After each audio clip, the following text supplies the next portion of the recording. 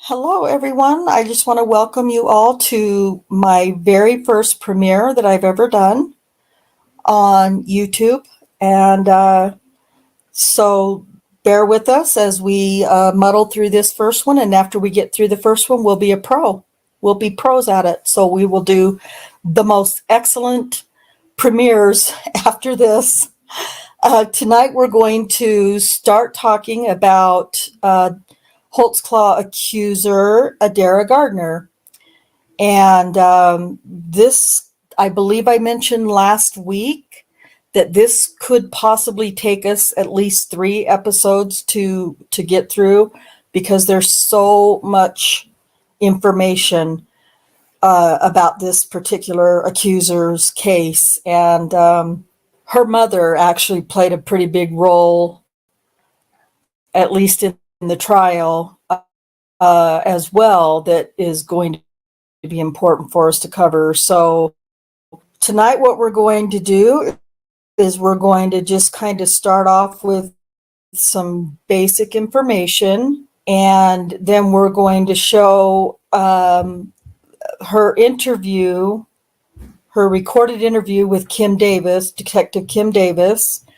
And then after we go through that, we will go through her police report, and we can kind of look at what was said in the video recorded interview versus what's said in the police report, because there, as usual, are a few little inconsistencies.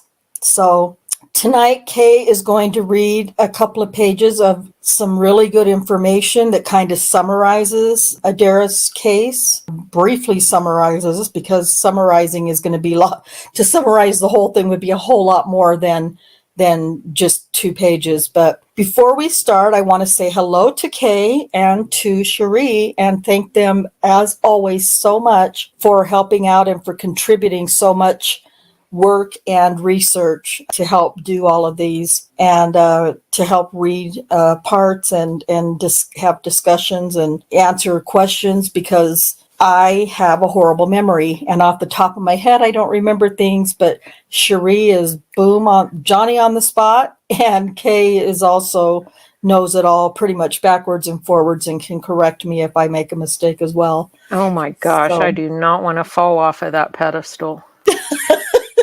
That is insane. There's so much information in this case. So between the 3 of us, we can usually correct each other and come up with the right answer.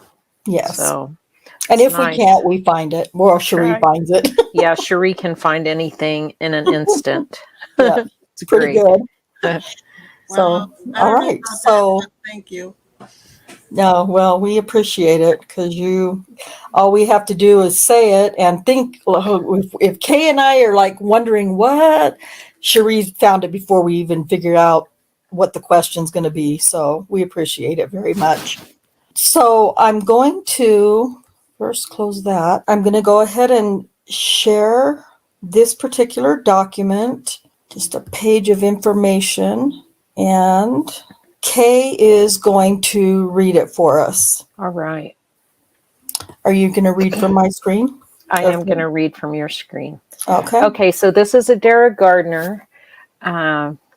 Daniel, the jury gave a guilty verdict on the charges. Sorry.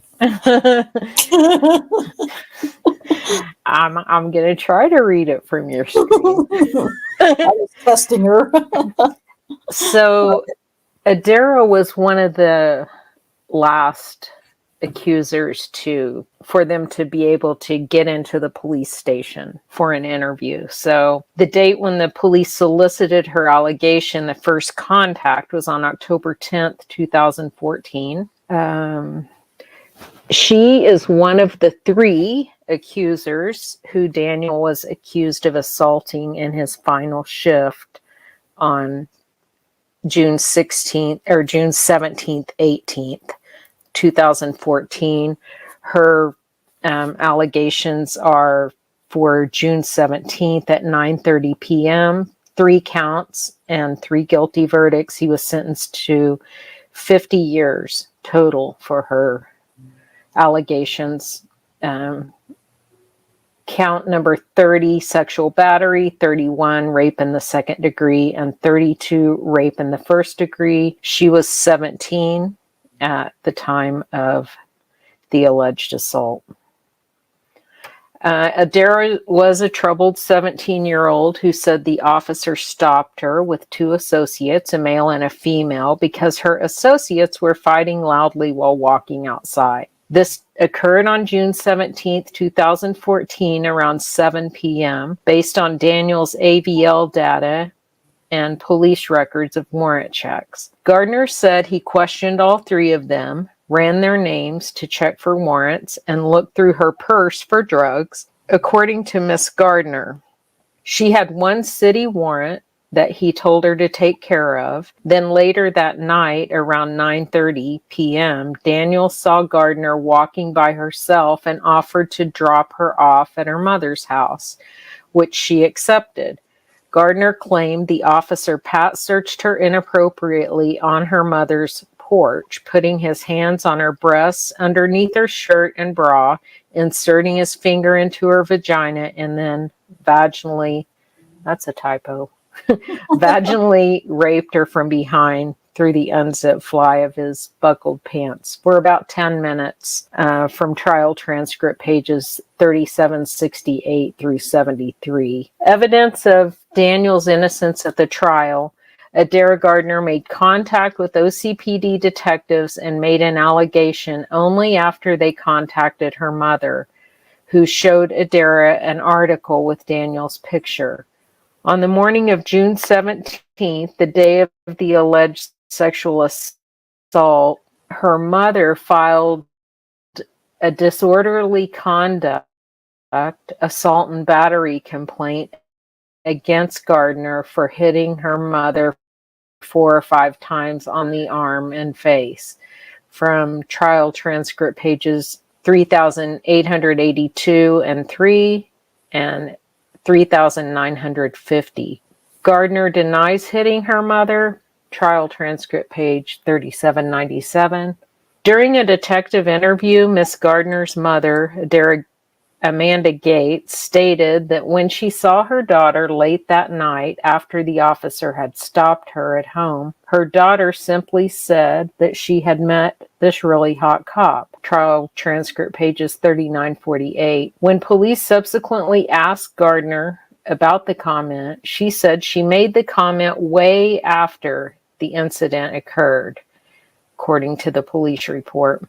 However, when Miss Gardner testified at Daniel's preliminary hearing, she claimed she had never made the comment at all. Preliminary hearing, pages 216, 219. At trial, the mother, Adaira Gates, denied the hot cop statement was made by her daughter about the occasion when Officer Holtzclaw dropped her daughter at home. Even when the audio recording of the mother at Amanda Gates' voice during her phone call with Detective Davis was played back for her.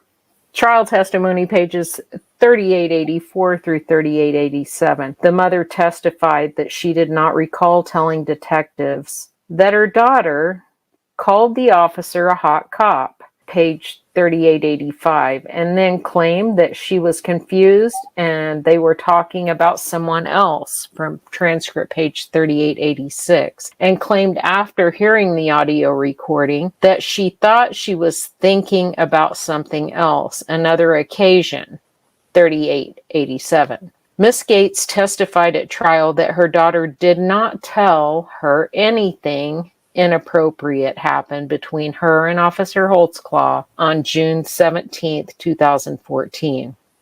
Nothing suspicious, no stains or deposits that might make one suspect body fluid was observed on the fly of Daniel's pants, taken as evidence the very next day.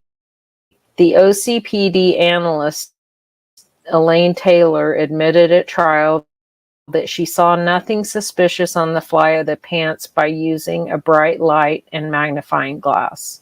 A full DNA profile matching Gardner was found on the fly of the zipper, but it was part of a low quantity of DNA from at least 3 individuals, including at least one unknown male, and readily explained by non-intimate DNA transfer. Innocent DNA transfer from Daniel's hands after Pat searches to the fly of his pants when using the restroom is the best explanation for the DNA on the fly of his pants because of the low quantity of DNA and lack of visible body fluid. Whether some or all of the male DNA derived from Daniel is inconclusive based on that data. The prosecution claimed repeatedly that Daniel's DNA was not found and claimed this showed that non-intimate DNA transfer from his fingers was not a reasonable explanation for the female DNA. If even his own DNA did not transfer from his fingers, but in fact his DNA may be there, but not all alleles were detected. Also, because males don't make vaginal fluid, the male DNA proves that DNA was able to transfer to the fly of the pants without the involvement of that male individual's vaginal fluid. This proves a non-vaginal explanation for the female DNA is reasonable. So, will you scroll back to a couple points back? Let's see. I just have always found it interesting that they say they didn't use, oh my gosh, it has flown from my mind, an alternate light source. They've always said, oh, they just didn't use an alternate light source because they weren't looking for.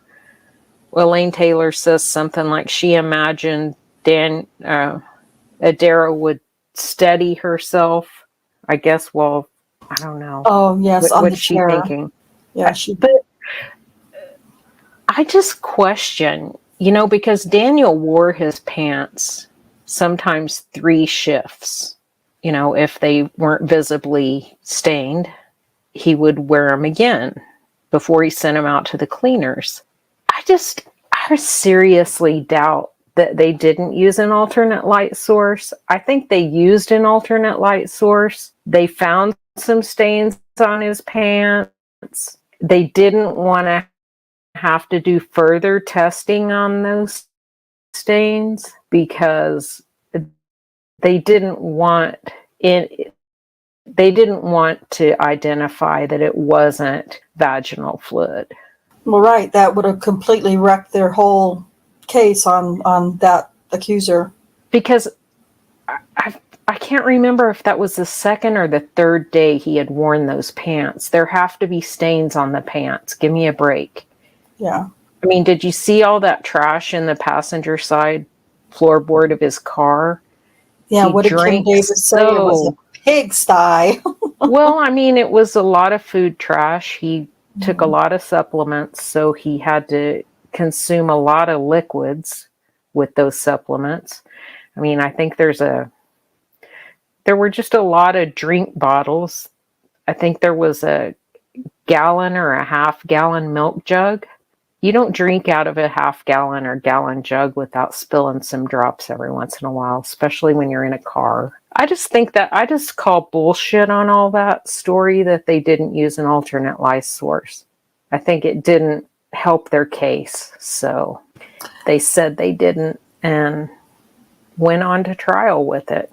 Right. Anyway. Lack of intellectual curiosity, just like not doing some of the other things you would think they would do in that sort of a case. Yeah, I mean, maybe. I just think they lie. I think they lie about what they do. Yeah, that too.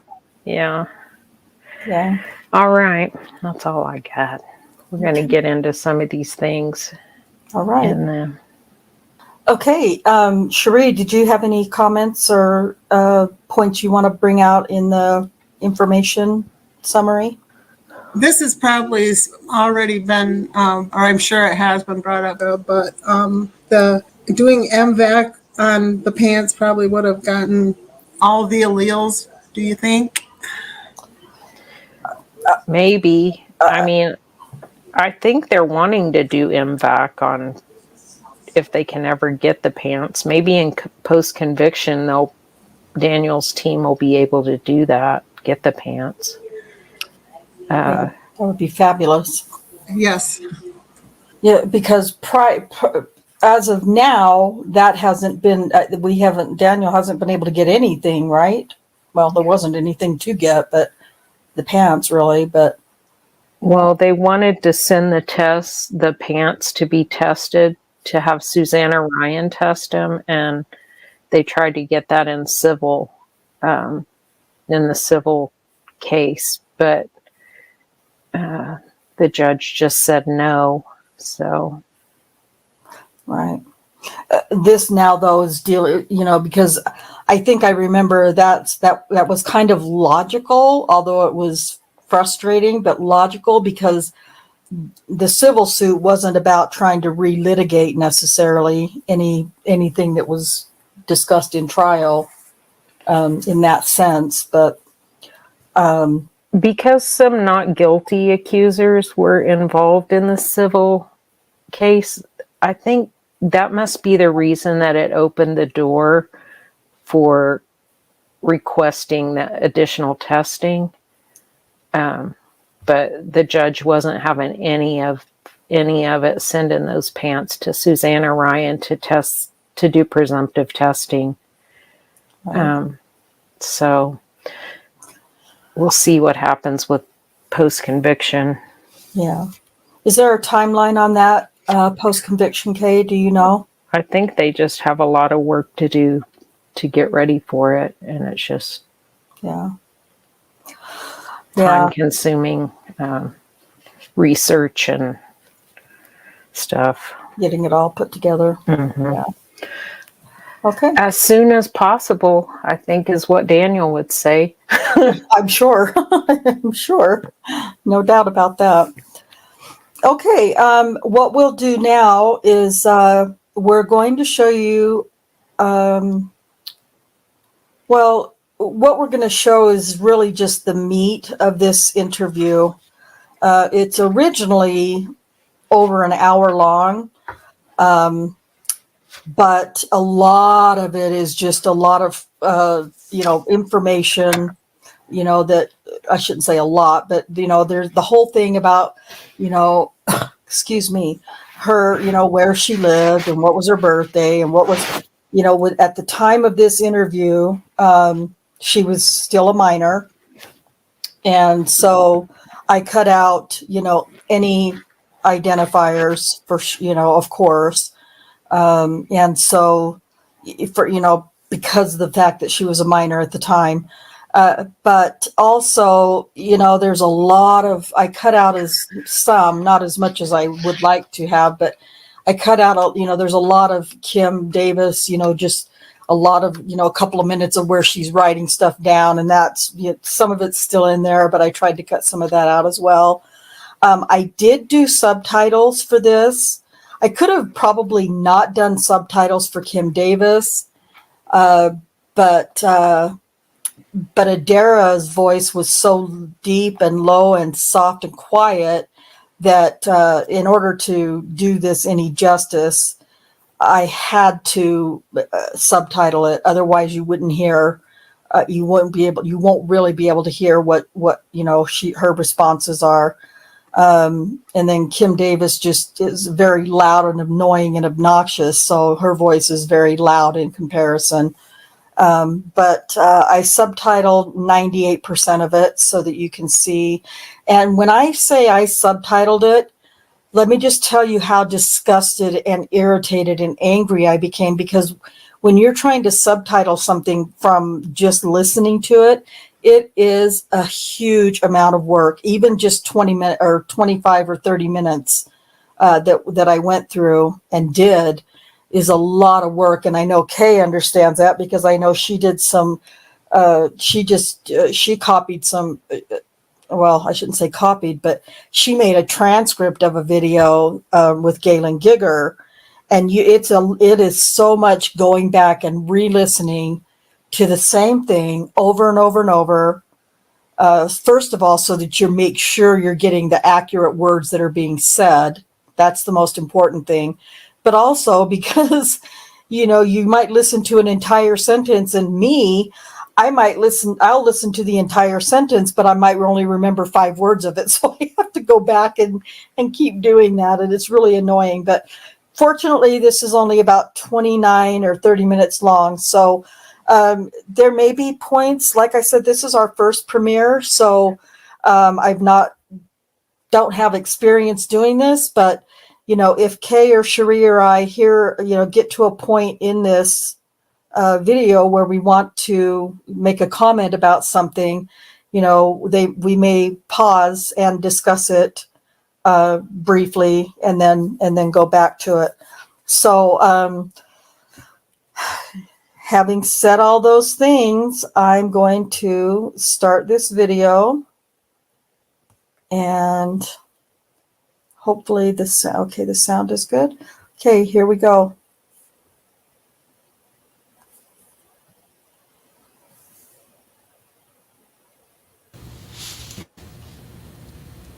Do you know why you're here?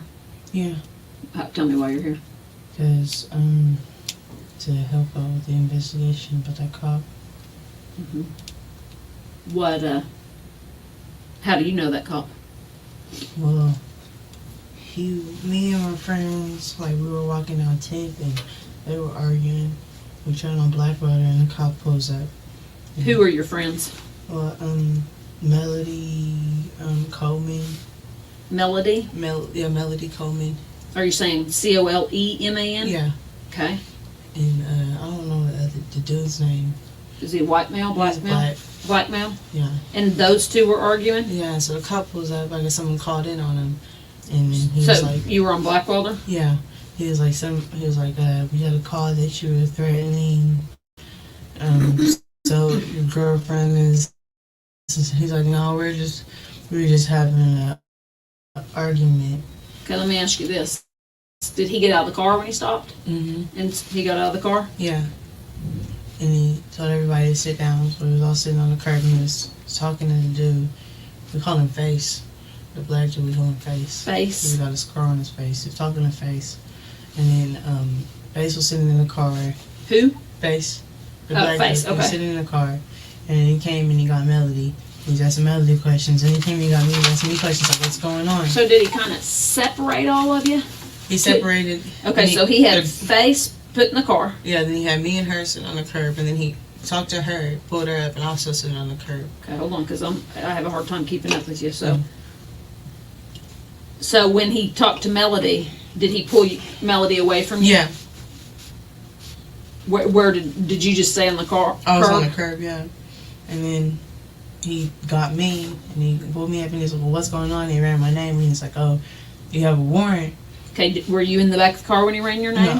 Where were you? I was still standing right next to him. Like, he went to run my name, he was like, you have a warrant?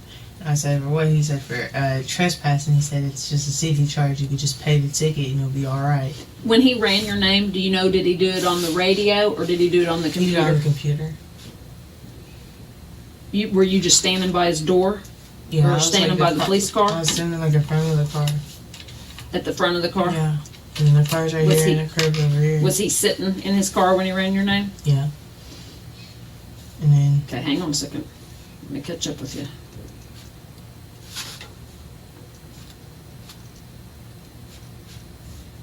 So he said you had a warrant for trespassing? yeah, and he said it's a city charge. I'll let you go on at this time, but you need to pay it off as soon as possible.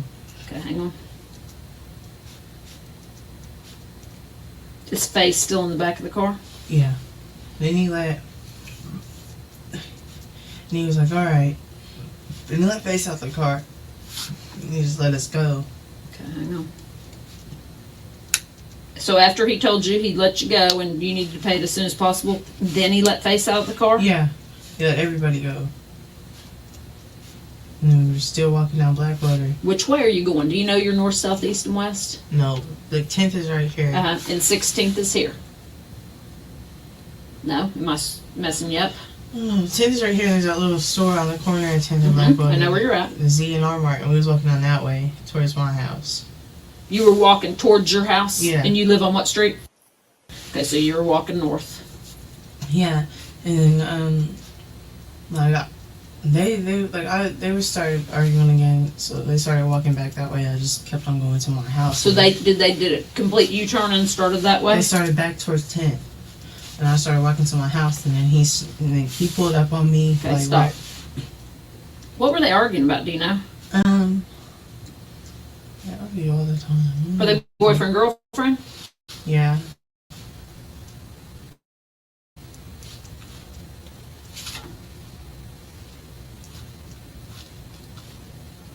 So you just kept going towards. Were you just gonna still go home? Yeah. So he pulled up on me like right when I was gonna turn on. So did he tell me this? Did he come up from behind you, or did he come up from in front of you, or beside you? I don't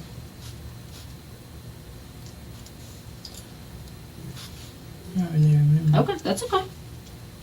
So you were still on Blackwell, or about to turn on, Yeah. and he pulled up. Yeah. Okay. Did he stay in his car? Did he get out of his car? Did he do something else? He got out of his car, and he was like, "I don't think you are who you say you are," and because I didn't have my ID, and I was like, "My ID's probably in my house. I don't know where it is." And he was like, "Well, we're gonna have to make sure where you live at." And I told him, and he got in the car. He drove me down there, and I said, "I don't even have a key. I don't know how I'm gonna get in, but this is my house, and my mom's the man at the gates." And he was like, I don't think you're telling me the truth. And I was like, "Well, why would I lie? I don't have no reason to lie." And he was like, "I don't think you are who you say you are." He's like, "Step out of the car." So I got out the car. And then he's like, "Well, how are you going to get into the house?" I was like, "Well, I don't have a key. I usually just, if I don't have a key, I just use a card or something to get in." And he was like, "Oh, well, how am I going to know?" He's like, "I'm going to search you. I got to make sure you are who you say you are. Do you have any drugs on you?" I was like, "No." And then he started searching me, and he started putting his hands up under my clothes and stuff. And then like, he was like, "I don't want you to have to go to jail because you have a warrant." And he's like, "This is what you're going to have to do." Okay, since you talk 92,000 miles an hour, we're going to go back through that a little bit so I can write it down, okay, before we get to the hard part, okay? Mm-hmm. Okay, so he pulled up on you and said, "I don't think you are who you say you are." Yeah. And you said you didn't have ID? Yeah, I didn't have my ID on me. How did he know, at what point did he put you in his car? When he stopped me when I was about to turn. Okay, why did he put you in his car? Did he tell you? Yeah, he said he didn't know who I thought I said it was. And then he said, "Well, where do you live at?" And he said, "Well, I'll take you down there and I'll ask you some more questions." And like, Okay, so did he search you before you got in his car? no. And did he drive you straight to your house? Yeah. And he parked the car. Like in front of your house or in Yeah, your driveway? in my or- driveway. In your driveway?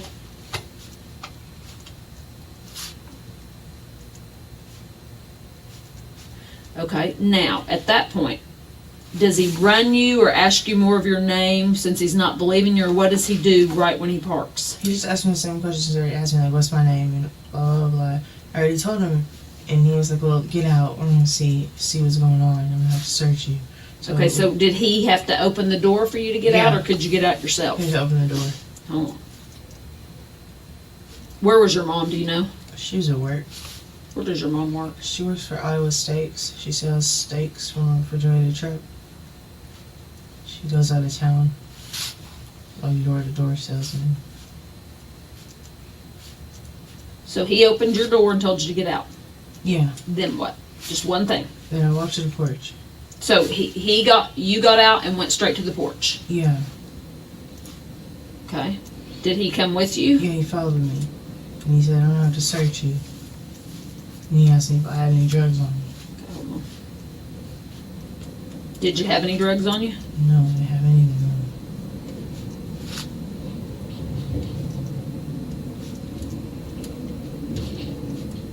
Okay, tell me about the search. He started like searching me like this, and he put his hands up under my clothes. He started feeling on me. Okay, when he put his hands under your clothes, you talking about your shirt or your pants? Both. Okay, which did he do first? My shirt.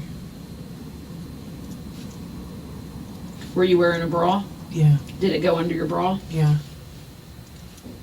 Did he touch your breasts? Yes.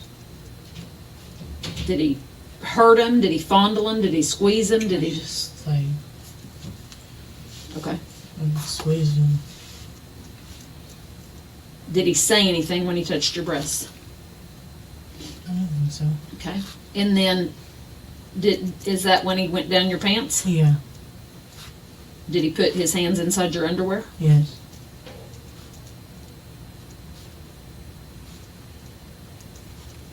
Where did he touch? I just need you to say it. Like in the front. What do you call that? In the vagina. Okay. Did he? Now I know you've had sex, right? Okay. So you know all the parts of the vagina. Did he touch just like the outside part, just where the hair is, or did he penetrate anything with his hand? Well, he penetrated with his hand. What did he do? Like started touching on me, put his finger in me. Okay. Did he say anything then? He was like, "Well, you know you have warrants, and I don't want to have to take you to jail today. So this is what you're gonna have to do." Okay, hold on.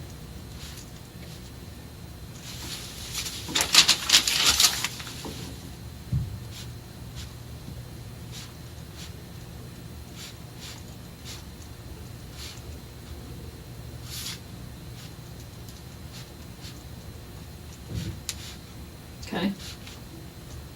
What are you gonna have to do? He said, "Bend over."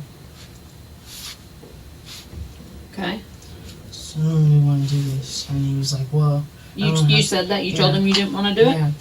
He said, "Well, this is what you're gonna have to do. I don't want to have to take you to jail.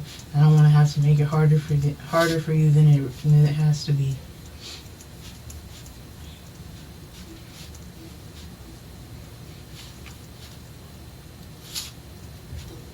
This is what you're gonna have to do. I don't want to take you to jail.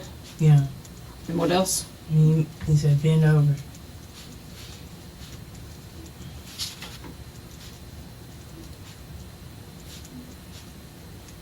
Now, are all your clothes on at this time when he's saying bend over? Yeah, I had shorts on and I had a shirt on.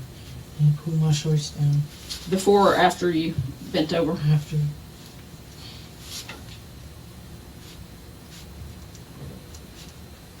Okay, so when he said, I don't want to have to make this harder than it has to be, when you bent over, are you facing him?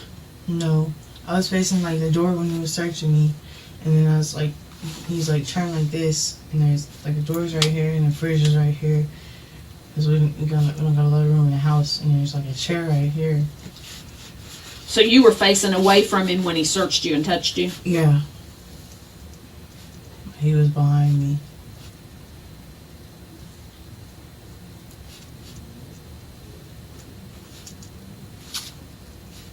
So you bent over and he pulled your pants down, or did he take them off, or just pull them He just down? pulled him down. Then what? And then he like started unbuttoning his pants and stuff, and he pulled his stuff out. Did you ever see it? No, Okay. What did he do? he started doing it to me In your bottom or your vagina? in my vagina. Did he put a condom on? I don't think so. Did he say anything? He was talking while he was doing it. It was What- really disturbing. Okay, tell me what he was saying. He's like, "This is the first time you ever fucked a cop?" And I didn't say anything. He just kept on talking. He was like, "You like it? You like it?" And I just didn't say anything. And he just kept on going. And he was like, he just kept on saying like, you like how this cop fucks you, and he was like, "Am I beating it up? Am I beating it up?" And he just kept on doing it, and I guess he was finished. And he was like, "I'll see you later. I might come by later." And I was like, "Alright." I was like, "Alright, whatever." Then he left. When you say he finished, did he ejaculate? I don't know. He just stopped. Now, you've had sex before. Yeah. And you know, sometimes after we have sex, we kind of drain. Yeah. Did you drain? No. I don't think he did. Or he might have pulled out, and then that's when he did it. But So then he said, I'll see you later and I might come back yeah, he by said I later. might come back by later. I was really like in shock at the time. I didn't really say anything. I was just like, okay. So he left, put my clothes back up. And I still couldn't get in my house, so I didn't have the key. And the card wasn't working, so I just sat there. Like, do you use like a driver's license or a credit card or something? Yeah. I had like a library card and it wasn't working to open the door. So I was just sitting there. Do you not have a key to your house? I had a key, but I locked it in the house at the time. That day? Yeah, when I left.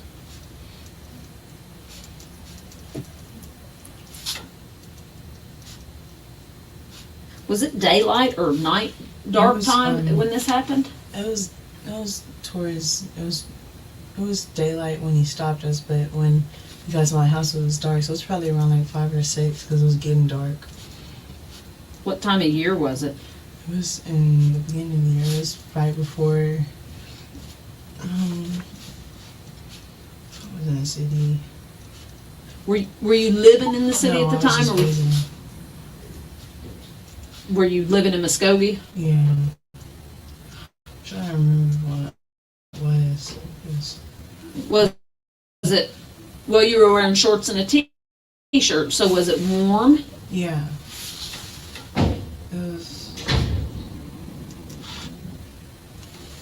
Was it cold outside? It was probably around like between like March. It was probably around like March or something like that. It was right before my boyfriend went to jail the first time. When was that? I think he went in April. So you think this happened in March or April? Yeah. Okay. But it was warm enough to wear shorts? Yeah. Okay. So he drives away. You're not able to get in your house. Yeah, so What do I you do? sat there for a minute and I was just wondering like, wow, like, what the fuck just happened? I didn't think that stuff happened in real life. I thought it just happened on like TV and stuff. So I just walked down the street and I was just walking and I came back and I got Mike to open my door for me. Who's Mike? One of my neighbors down the street. Does he have a key or something? No, he knows how to open it with a card better than I do. How? Who's Mike? What's his last name? I don't know. He just lives down the street. Same street as you live on? Yeah, Is he white, black, Mexican? he's black. Huh? He's black. Does your mom know who he is? Yeah. My mom doesn't really know a lot of the people that I know. Okay. How old is Mike? I don't know, he's older. Probably around my dad's age, like 40, 50, something like that. Does he live on the same side of the street as you or opposite side of the street? The same side. Okay. So you got him to open your door. Yeah. What'd you do? I went inside. Okay. I waited for my mom to get home. How long was that before she got home? Like 3 or 4 hours. Okay. Then what? And I just went to bed. Did you tell her? No. I don't know why. Why would I tell her? And what's she gonna do? Call the cops? The cops can't do shit because it was a cop.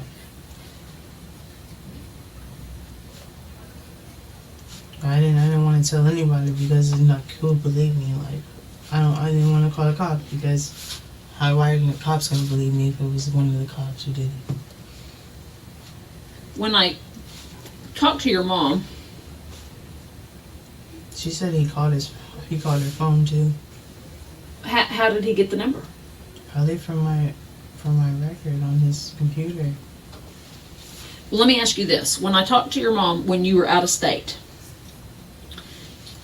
your mom said she came home one day, and I don't know if it's the day this happened or whatever, but she came home one day and you told her you met this hot cop and he was going to call and y'all were going to go out. No. Did you ever say anything like that to your mom? She is a cop. Well, she had this boyfriend who was a cop. I didn't say anything about that cop. Did you ever tell your mom I met this hot cop and we're gonna go out? Because your mom says she came home, and it doesn't matter. I'm just trying to put the pieces of the puzzle together. But she said that she came home. She said you two got into it down south, and she made a report on you. Okay. That was weeks later. That was weeks later? Yeah. Way after that happened. Okay, that's... Okay, because she's saying you got into it... That was one of the other times I came up here. That was like months later. That was just recently when this happened. When me and my mom got into it. And she made a report. She said she came home and you were there, and that's when you said, I met this hot cop and we're going to go out. And then she said he called. No, this was months later when this happened, when me and my mom got into it. 'Cause she called the cops on me, and I broke her phone, and I left. That was the last time I was up here. This was like just recently, right before I went to Detroit. Which one is just recently before you went to Detroit? The officer deal, or this when you and your mom got into it? Got into it. This was right after I got back from Texas. Okay, you and your mom got into it 'cause she made a report June 6th. June 16th. It looks like she made a report. This was way after. No, this was in like June. It was way after this happened. The stuff with that cop happened way before that.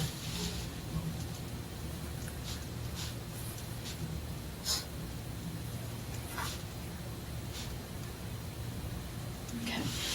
Have you ever seen that cop before? No, not before that. Have you seen him after? No, but one of my friends told me. I told one of my friends what happened. Who'd you tell? I don't know what her real name is, but I call her Money. She a black female? Yeah. How old is she? She's like around my mom's age. My mom's like 36. She's around that age. And you told her what happened? Yeah. What'd she say? She was like, well, she's like, I don't know what to tell you. I don't know what I would do if that happened to me. She's like, I wouldn't tell a lot of people because people are gonna think that you're snitching.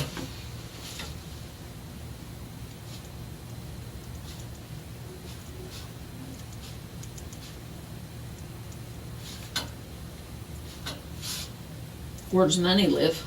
I don't know where she lives. She's just around the neighborhood sometimes.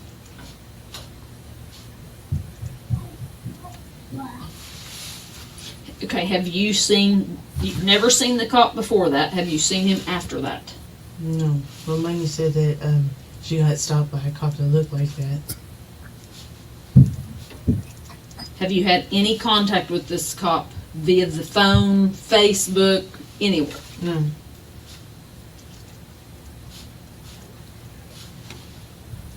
But your mom told you he called? Yeah, she told me when I was in Detroit. She said she cussed him out and hung up on him. He called when you were in Detroit? No, she said... She told you when you were in Detroit? Yeah, she didn't say when he called her.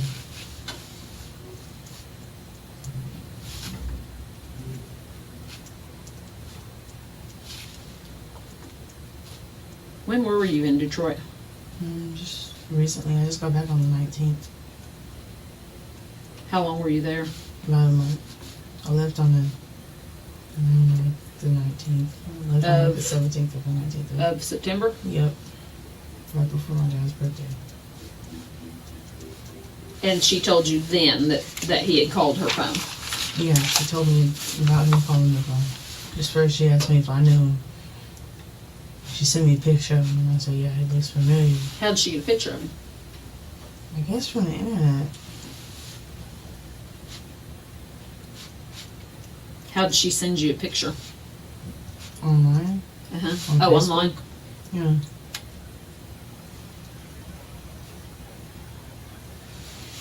And she said they got an investigation open on him. Have you seen his picture on the news or on Facebook or anything? I looked it up after she said that. Uh-huh. What'd you look up? I just looked up, okay, Oklahoma City, police officer under investigation. I Googled it. Mm-hmm. Is that the same cop that... Yeah, and it popped up, and I read it, and I was like, yeah, Mom, Like the same thing happened to me. She's like, well, what happened? I was like, I'm not going to tell you. I don't feel comfortable telling her. I don't know if I told her that over the phone or if I told her that on Facebook, but I said I don't feel comfortable talking with you about it. Do you have any of your clothes that assault happened? Do you have any that haven't been washed or anything? No. I don't have those clothes anymore. If I do, they're in Muskogee, but they've probably been washed since then.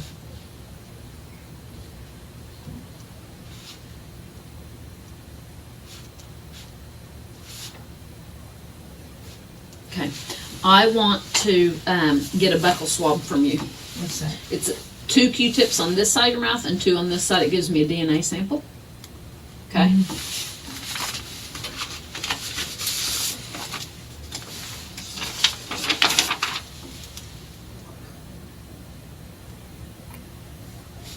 It's Gardner's Gardner, right? Yes. Just making sure. This is a waiver you're allowing me to take? Because you can tell me no. Why did I take this for? To compare to any DNA that we've got on his clothing.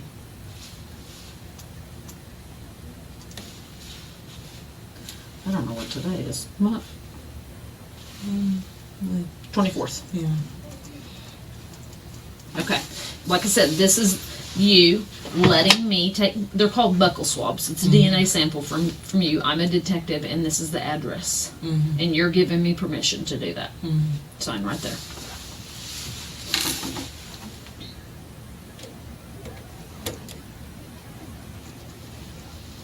Are you gonna be living with your mom? Or Yeah. Enroll in college in August, OKC. are you willing to go to court on this? Yeah. So if we need to send you a subpoena, we send it to your mom's house? What kind of classes are you going to take? Law, pre-law. What do you want to do? Be a lawyer. Do you? Ugh. What? That's a lot of school. I know. Someone told me it's going to be like 8 years. Well, you got to get your degree, which is 4. Yeah. And that's if you kind of go fast. You can't dilly-daddle, and then you've got 3 years of law school. And then are you going, what kind of lawyer do you want to be?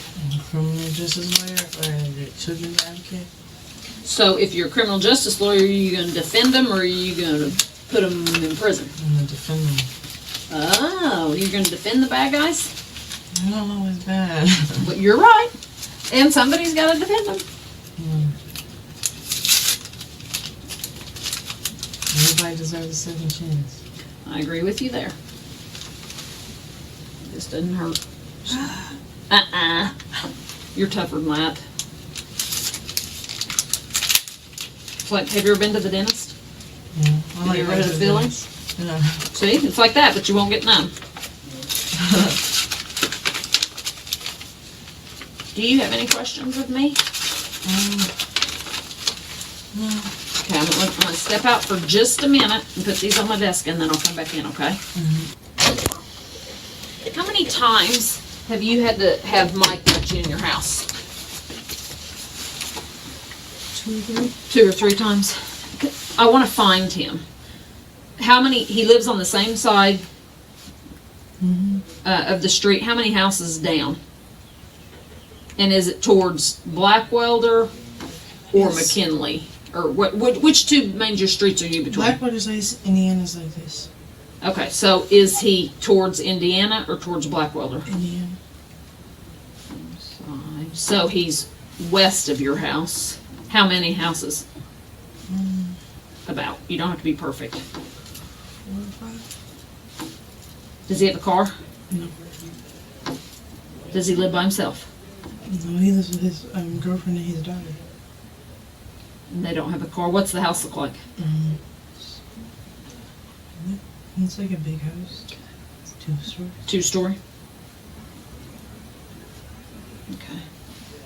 Have you talked to Melody or Face since then? I talked to Faye since the Melody's in jail. What's she in jail for?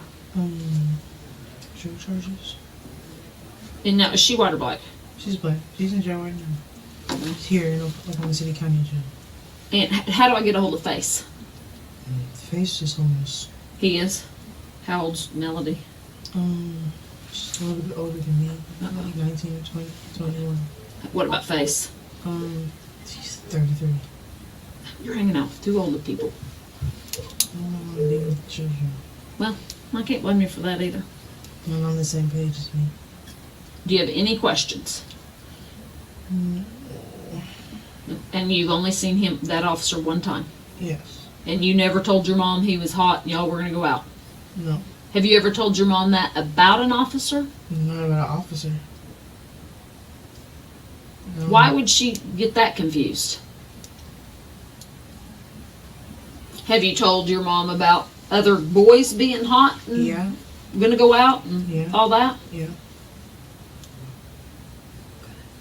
All right. So you didn't think this officer was hot? No, he's not hot. You didn't want him to do what he did to you? No.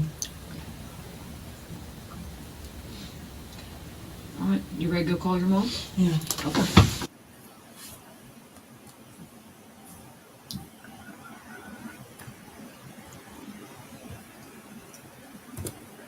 Oops. Okay. Wow. Yeah, that's disgusting. Like, where to start? I know. I know. I feel like she's said that she didn't really know Chocolate and Face. Well, Chocolate or Melody, I guess we should say that. They call her Melody Coleman throughout that interview, but she goes by the name Chocolate. So there was Face and Chocolate and Adaira who were pulled over that day. But I think that it's Chocolate that says that in her police report, says that they didn't really know Adaira, and Adaira wasn't their friend. She just hung out with Mike, who she acts like she just barely knows as a neighbor. Well, maybe the reason Chocolate and Face would say that is because Adaira was a minor. Right. And if, as Adaira ends up saying later,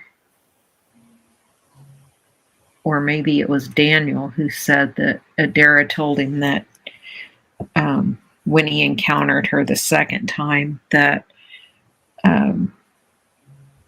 Face was trying to hoe them out.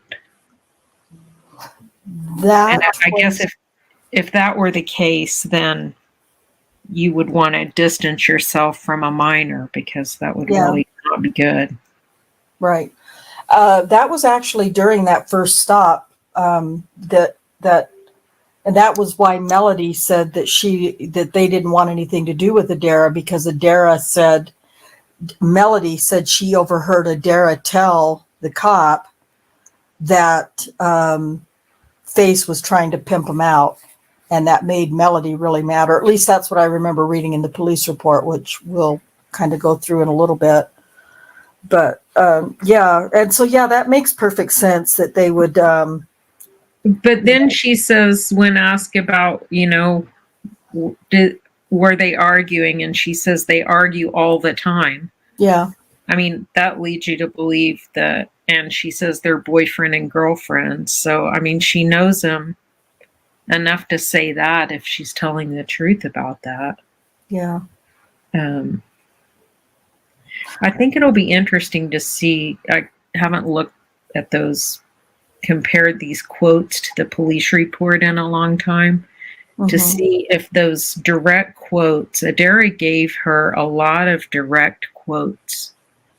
She said, he said these words, and Kim was writing them down. So it'll be interesting to see if they appear in the same form that they came out of Adaira's mouth in the police report, because Kim and Rocky both have a real hard time putting correct quotes into police reports. Yeah, that's very true. Or just omitting them altogether. Mhm. Like he didn't touch me. He didn't touch me. I never saw it. Did it? No, I never saw him. No, I never said. No, he never pulled me over. No, I never. Well, you know that's because her grandma was there. Now, come on. Oh yeah. That's right. That's right. Yeah, I don't think you are who you say you are, yeah. except he had already done a check on her.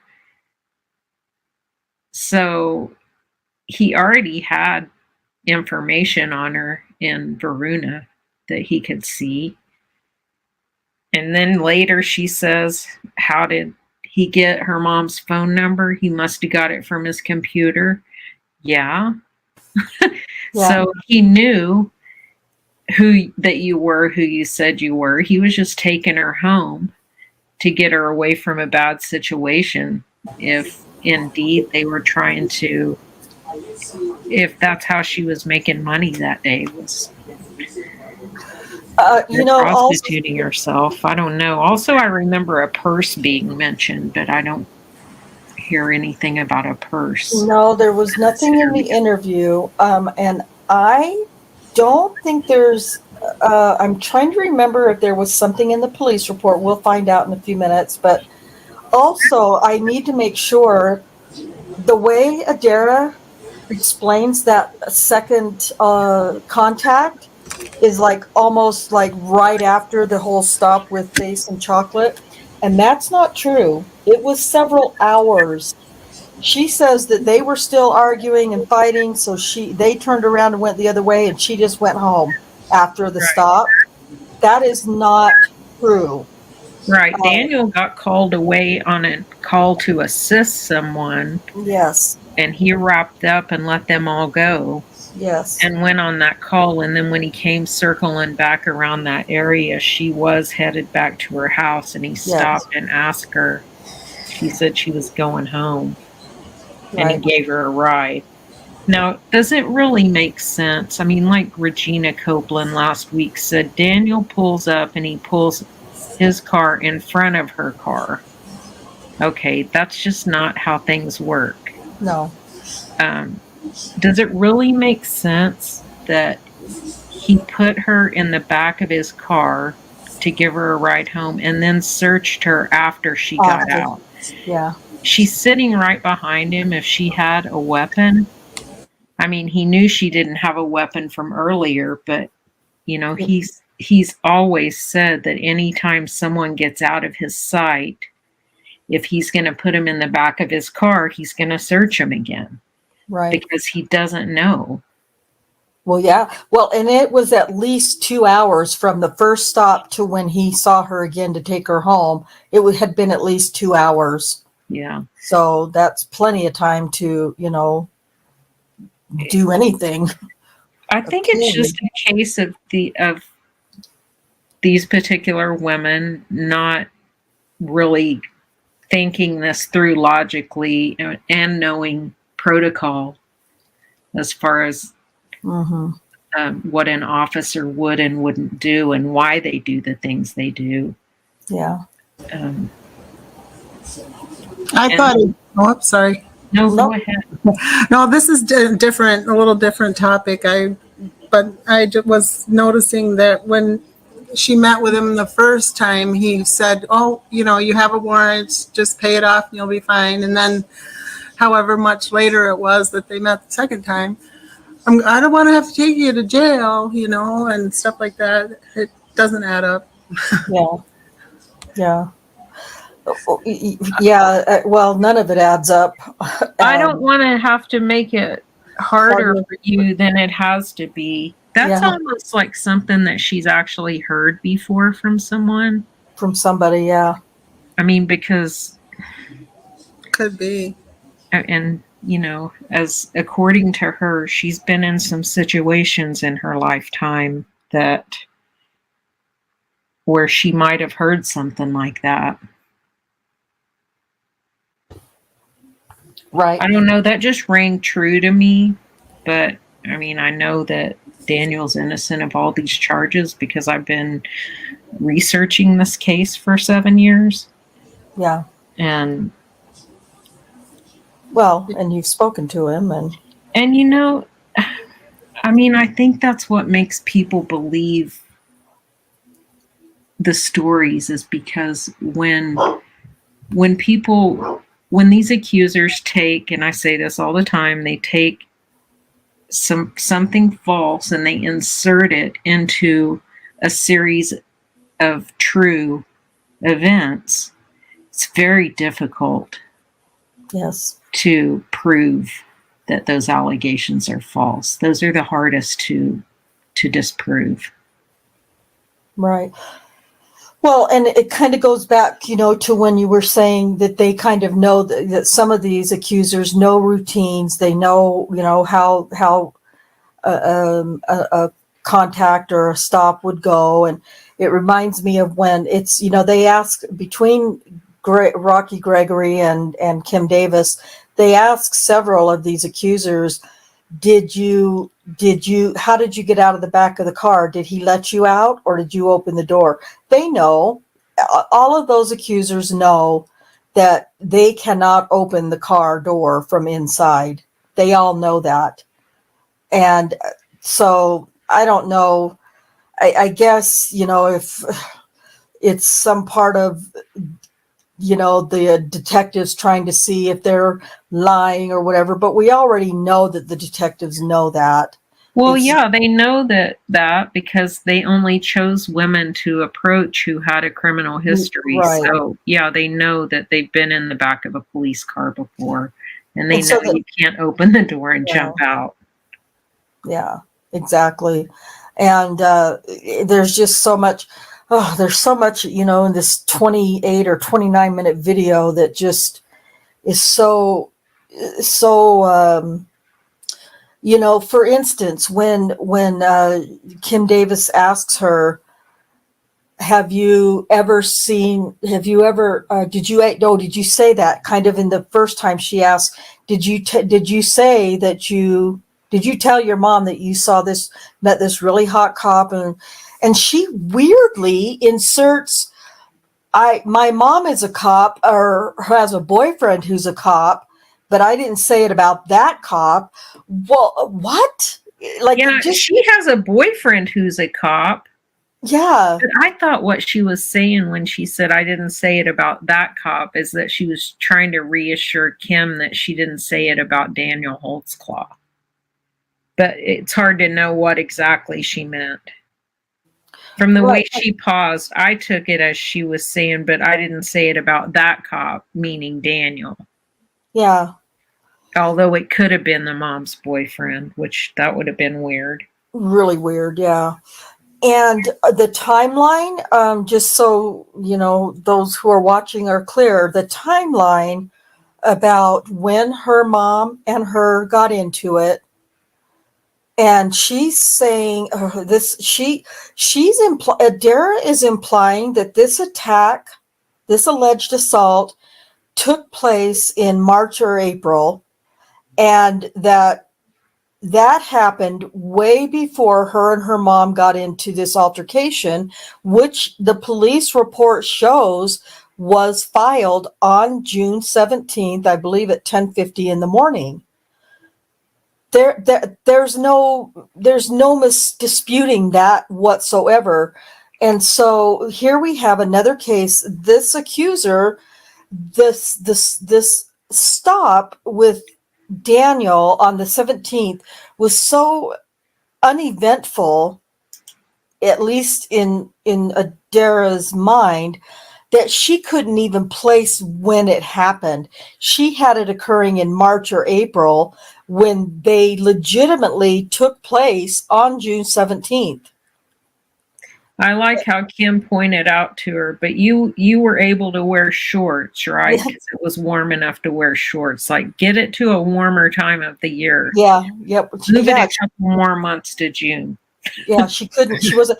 And I put a little, and it only flashed. I noticed when I, looking back at it, it only flashed. But she's saying, she's shaking her head no, and that's just me. I'm just inventing things at that point, really. But she's saying, so was it? It must have been warm outside, or no, that wasn't what it was. She said something, but she's shaking her head no, as if she needs Adaira to say, "Oh no." I can't remember now what it was, but Did he search you before? Oh, well, no, she wouldn't want her to say no to that. yeah, she was. I'm trying to think And what so, else she said no to. She misremembered probably, like yeah, Regina. I'm sure she Oh, did. right. Her Yeah, memory wasn't correct. Kim gets inside of the heads of all of these accusers and knows if they remember something correctly or not. So How weird was it when Davis says, "Now I know you've had sex before." oh God, Okay, she's a minor. I guess you assume since she's out on the streets and hanging out with older people, but that's a weird thing to say. it was so cringy. Oh, God. Although we have to remember that Kim and Valerie, didn't they drive and pick Adaira up and bring her back from Muskogee? Yes, at some point, yes. So they've had a full-blown several hour conversation with her that they did not record. So I'm sure she probably told him about, different things in her life that led her to Right. say, now I know you've had sex, because she had to have already told her something to make her say that. We just don't know what We don't know what it was. conversations were. Right. It's not documented. Yeah. Much like the interviews with Brendan and Wiegert and Fassbender, most of them aren't documented, and that's the way this was with Adaira. There's several of those. Well, it gives the detectives a chance to suggest all these things that are common with other accusers, so that everyone can kind of at least throw in one or two of the same thing. Right. That made me expose myself. Oh, everything happens from behind. Yes. Also, it's I probably shouldn't even get into this right now, but well, I'm just going to say it. So this alleged assault took place when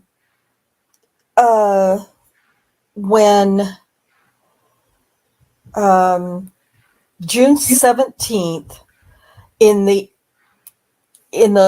afternoon, early evening of June 17th. And it's and then we have Kayla Lyles, who we've already discussed, whose alleged assault took place around 1:30 in the morning. That's June 18th now, because it's after midnight. And that was also supposedly a full-blown rape. And then 40 minutes later, allegedly, Janie Liggins, well, not allegedly, Janie Liggins gets pulled over, but allegedly is orally sodomized. So when Janie Liggins goes in for her SANE exam, even though there was whatever she claims happened, and there was no DNA of Daniel found anywhere near, on, or in her mouth, on her clothing, nothing. But if those two women, Kayla Lyles at around 1:30, 1:45, had been vaginally raped, and just a couple of hours before, or a few hours before that, Adaira Gardner was vaginally raped, though the DNA from those two vaginal rapes would have shown up in Janie Liggins' oral SANE exam. I think I'm going to ask Dr. Silkman about it. Well, you would expect it to, for sure. Yeah, of course. Even if it were in, low quantities, but what you don't expect in a situation like that is for only Janie Liggins' DNA to show up in her own mouth. Right. No one else. Right. So, yeah, that doesn't make sense. Yeah. But so that's another clue as to Janie Liggins, at least. And I know that's not who we're talking about tonight, but at least her, to at least be able to discount her story. Because, well, although Kayla Lyles was a not guilty, because her story was so crazy, number one, but number two, the timeline was off, because there's no way he did what she said he did in the time frame that she says it happened, because he was supposed to be almost finished with his shift at that point. But anyway, how horrible is it for these detectives to use a minor who's already troubled? She needed the opposite of what they did to her. She needed a good influence. She needed some good things to happen in her life. She didn't need to be dragged into a serial rape case where she's going to be the star witness. And it's another example of, like, with Terry Morris. What was done to Terry Morris was horrendous. And she was, used and abused, in my opinion, by the detectives. And then to, like you said, it's even more egregious to bring a minor who, with whatever, issues that she may have had. And there were some. I mean, I know that there were some things that were, troublesome for her. She was living between her mom and dad. Her dad lived in Detroit, and her mom lived in Oklahoma City. And there was, back and forth. We know that there were issues because her mother, Amanda Gates, filed an assault and battery charge against her own daughter. Adaira admits in this video that, when we got into it, I broke my mom's phone. And so, we know there's conflict and probably not, a peaceful, loving, well-guided home, And so you're right, to bring a child into it is just, it's criminal. It's absolutely criminal what they did. Well, because her life really went downhill after this case. I mean, she couldn't stay out of trouble. There are all kinds of, there are several newspaper articles of some trouble she got into in different states where obviously mental health is an issue. You can read about those things in the paper. She, it's just. Yeah. Cherie. You're funny. Why don't you say that out loud, Cherie? Or not. Okay, then don't. I wasn't sure if I should. No. Okay. Probably not. Back to Kayla Lyles, she just really couldn't keep her story straight. Yeah. Because she was always pretty high, pretty out of it. So at trial, when she switched her story and then tried to switch it back, when, as Brian Bates said, in a oh shit moment, where she says, oh, well, it was just back and forth. That sunk her with the jury, I believe. Yeah. Although they were willing to buy some things from some of these accusers, but that did not go over well, I don't believe. I agree. Yeah. So, yeah.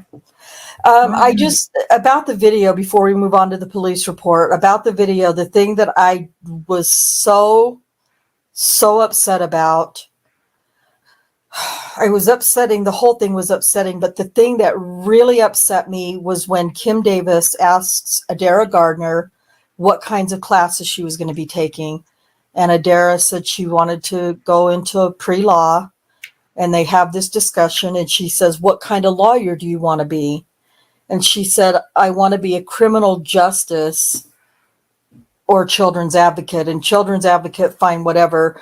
But the criminal justice one really got me. And then for Kim Davis to respond the way that she did.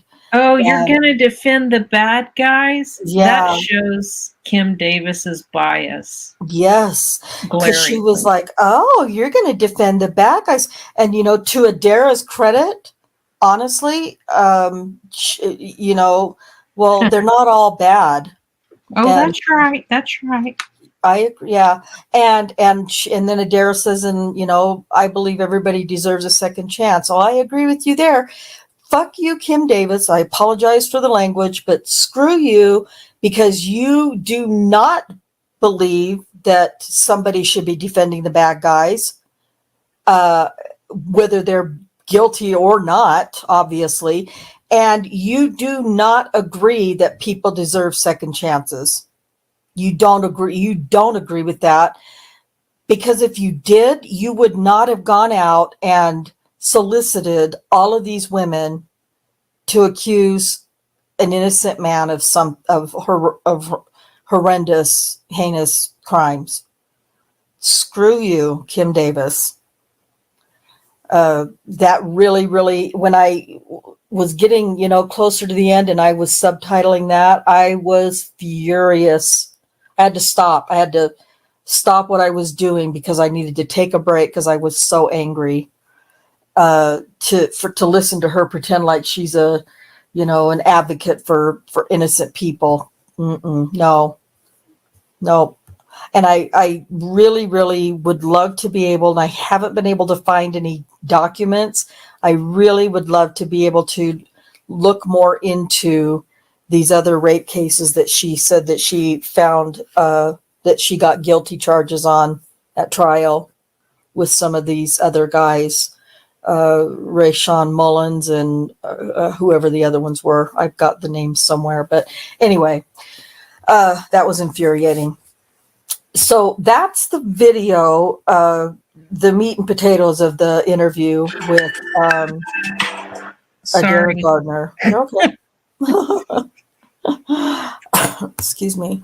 Okay, so here is the police report done on, is that on the screen? I don't know what I'm doing. It now. is. Okay, all right. October 24th. Daniel's pictures and name and everything's already been all over the news.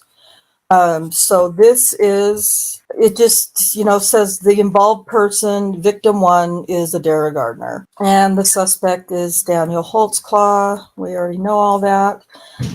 This is the narrative that Kim Davis puts forward. During this investigation, records were checked for all females Officer Holtzclaw ran for wants and warrants around the time of his suspension. This was an attempt to identify the unknown female DNA in his uniform pants, and we know how that went. They discovered that he had ran Adaira Gardner through CIU on June 17th, 2014, along with two other people, Nathan Davis, who was face. He's not a white male, he was a black male. And Melody Coleman, who is the black female who goes by the street name Chocolate. And then it tells her last address. It shows her mother's address as who she lived with. She says they went to Adaira's mother, Amanda Gates' home, and left a card in the mailbox. Amanda Gates, her mother, contacted her. Let's see, what day did they do that? You know what? It doesn't say. Oh, that's shocking. Yeah, that's weird. Doesn't say when they went. Excuse me. But on October 3rd, Amanda Gates calls Kim Davis about the card that was left. And she said that Kim Davis told her she was conducting an investigation in reference to a police officer being inappropriate with women that he came into contact with. And Amanda said that a police officer was inappropriate with her daughter. I don't think that's true. I immediately connected a recorder to the phone for the conversation. Why weren't you already doing that? Yeah. Yeah, because that's how Kim Davis Oh, we works. have something good. Let's record this. Yeah, this is going to be really good stuff. But Kay and Cherie, how on October 3rd, how did Amanda Gates, Adaira's mother, say that there was a police officer that had been inappropriate with her daughter? Because she instantly thought back to a police officer. Oh, calling her and because she felt like when Adaira, who did tell her that she met a hot cop and they were going to go on dates, and then Daniel called later to confirm that indeed Adaira was supposed to be using a card to break into this house. Right. And she hung up on him because she thought he was a pervert for what she thought was flirting with her daughter. Her minor daughter, yeah. So I think that's what she thought. I mean, that's what I always assumed. Yeah, it wasn't. She didn't think at that point that she had been allegedly assaulted. She was thinking that this cop was hitting on her minor daughter. So yeah, that makes sense. So at some point, I'm sorry? In the public information, the document you read in the beginning, or that Kay read, it said that the first contact was 10:10. With Adaira. With Adaira. So I wonder, how did that contact take place? Did they talk on the phone or? Yeah, there's no record of it. We'll see what she says in her police report. Yeah. Okay. Because it could be completely different. Yeah, that may not be the real answer, but. But Amanda said that at some time during that summer, she thought a couple of months ago, she made a report in reference to her daughter running away and disturbing the peace. She said that she made the report during the morning hours somewhere around, and then she gives an address. That's not important. Amanda said that when she went home that evening, Adaira was standing in the yard. Now, this evening that she's talking about is June 17th, 2014. So she says, Amanda said when she came home that evening, Adaira was standing in the yard. Adaira told Amanda she met, quote, this really hot cop, end quote. What did your daughter tell you? She said, I met this really hot cop. The cop told her she had a couple of warrants, but not to worry about it, and that her and the officer exchanged phone numbers, and they were going to go out. She says, and then Amanda said that Adaira didn't even have a cell phone at that time. She said that at sometime around 2 hours, meaning 2:00 in the morning, her phone rang. She answered it, and the caller identified himself as a police officer and wanted to talk to Adaira. She doesn't remember the officer's name. I don't believe that he wanted to talk to Adaira. I believe he wanted to confirm that that's where Adaira lived and that she was home safe and sound. My opinion. Anyone else? Well, wait a minute. I feel like the assault. I thought the assault happened at 9:30, according to Adaira. Well, according to Adaira in the police interview, it happened around 6:30 or 6:30. Okay, but it's wrong in that summary then, because it says 9:30. So well, that's when it actually occurred. Because he left the three of them at 6 or 6:30, did that other call, and then came back and picked Adaira up off the street and took her home. Which makes sense because it was dark by then. Because it was dark by then. But in the interview, Adaira says it had to be about 5 or 6, and then she said because it was getting dark outside, and I'm like, in the middle of June? Okay. Anyway. Right. But yeah, so she said that Amanda said she cussed. Well, and then I felt like that phone call to Amanda Gates, I didn't feel like it was at 2. I think there's something somewhere. It's at 11:42. 11, yes. And that's here, what I was thinking. Exactly. But here, Kim Davis says that Amanda Gates said it was 0200 hours, which is 2:00 in the morning, and Daniel's shift ended at 2:00 in the morning. So that doesn't fit. There's a Yeah. screenshot of that call on page 38 of. Oh, okay. Oh, that's right. That's where I knew I saw that. Yeah. Well, it's so much information. Yeah. Amanda said she cussed the officer out. She told him she couldn't believe he was calling for her 17-year-old daughter. She told him she didn't know if he was a real cop. She called him a fucking pervert and told him to never call again. Amanda said she hung up the phone before the caller could say anything in response. So I don't know. It makes sense to me that this cop, no matter who it was calling around 11:30, 11:45 to verify that this child lived where he dropped her off and wanted to make sure that she was home in bed, safe and sound. And also Rhonda, to tell her mother who she was hanging out with and what they were up to. Yeah. That might have been the reason. Yeah. Could have been a bigger reason for the call. Yeah, that even makes more sense. But before he even gets a chance to say any of that, based on the lie that Adaira told her mom about, this really hot cop, she just calls him a fucking pervert and hangs up on him before he can even say anything. So Daniel didn't even get a chance to defend that phone call at a 11:45 or whatever it was, or 11:45. She took a screenshot of the number the officer called from in case she ever needed it. Now, here's my thing.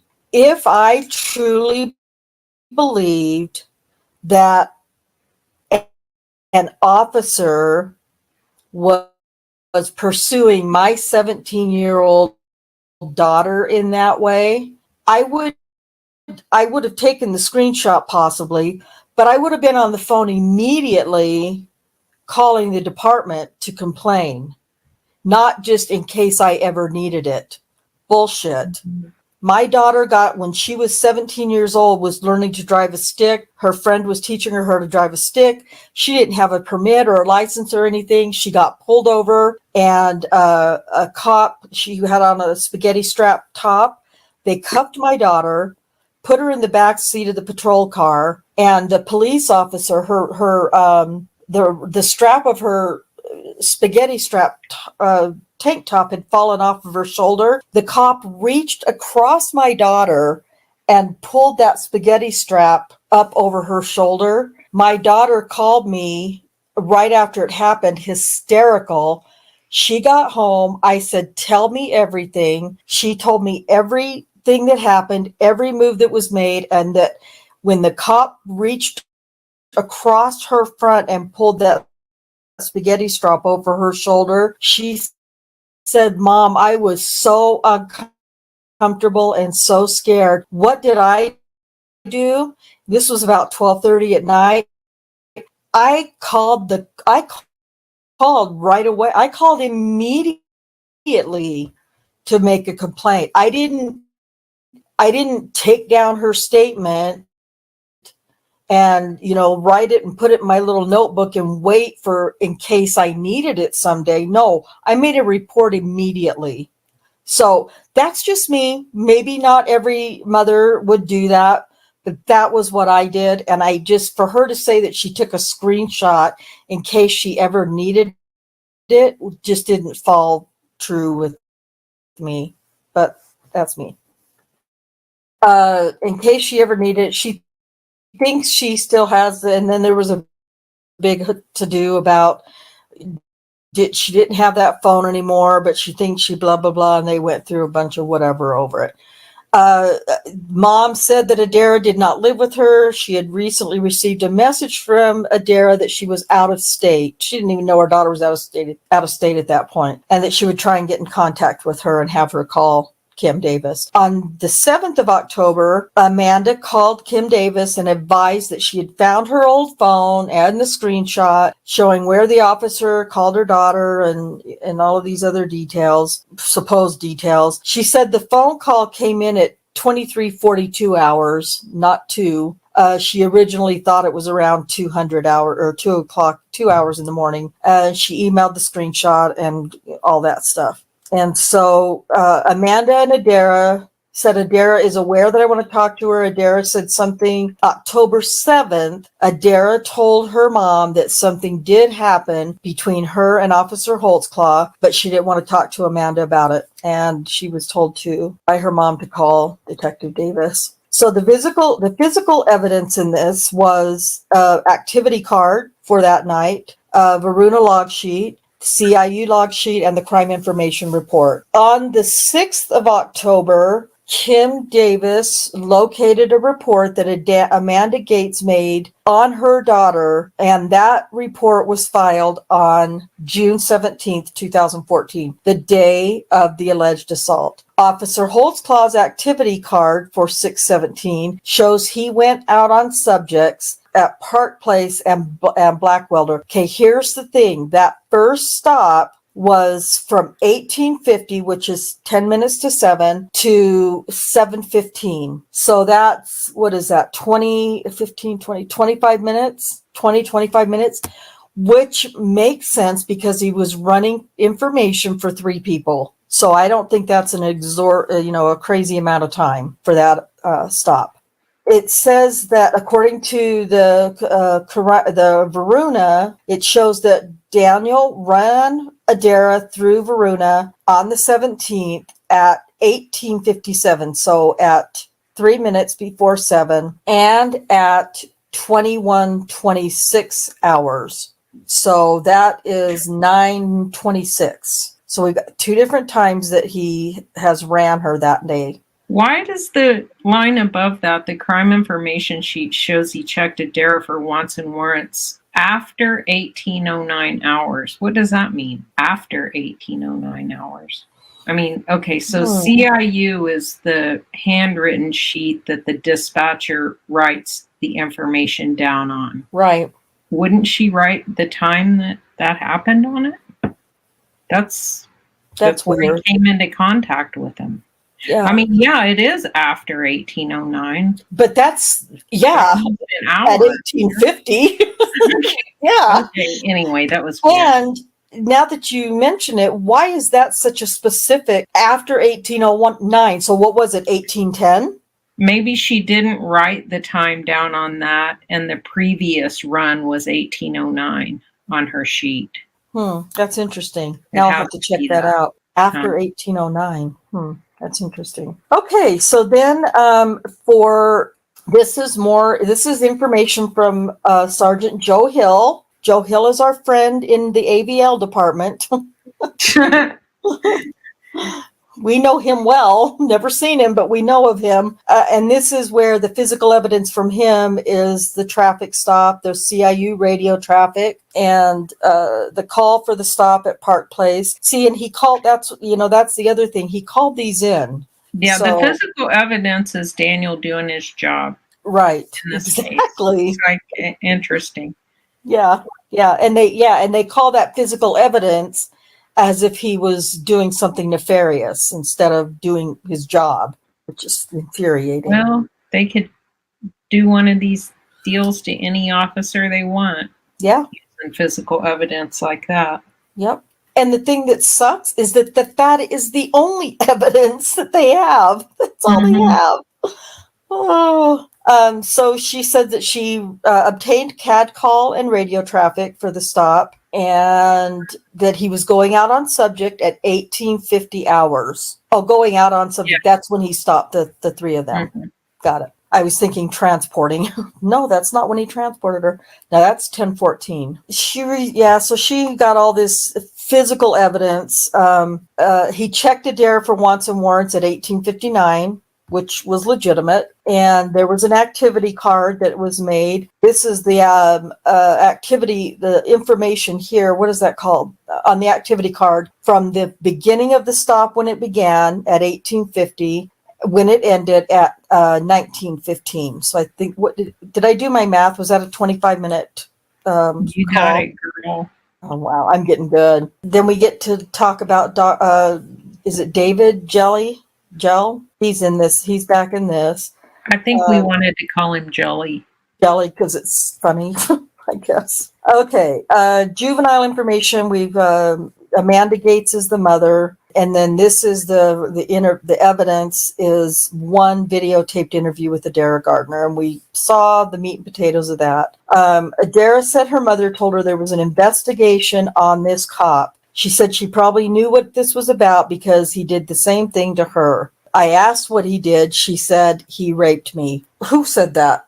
Who asked? Kim Davis? She never told Kim Davis he raped her. She didn't use those words. That's not recorded. Oh, in This the is phone in her call. phone call that's not recorded. Okay. Yeah, she's summarizing this phone call Adaira called her on 1010. That we don't get to hear. So she can say whatever she wants. Right. Because no one, that's just. Yeah.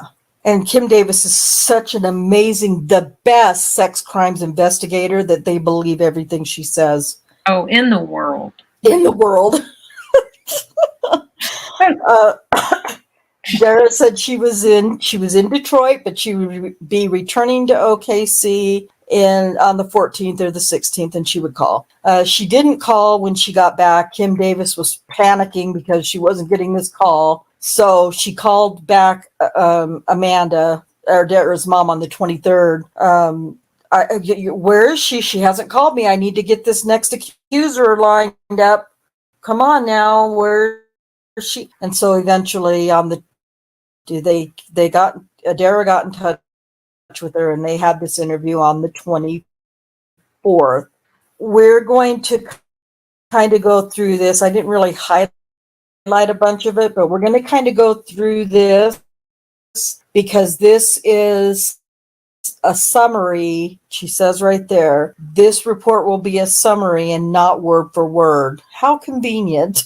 But she's not saying in here that they drove down to Muskogee and picked her up and gave her a ride back to Oklahoma City.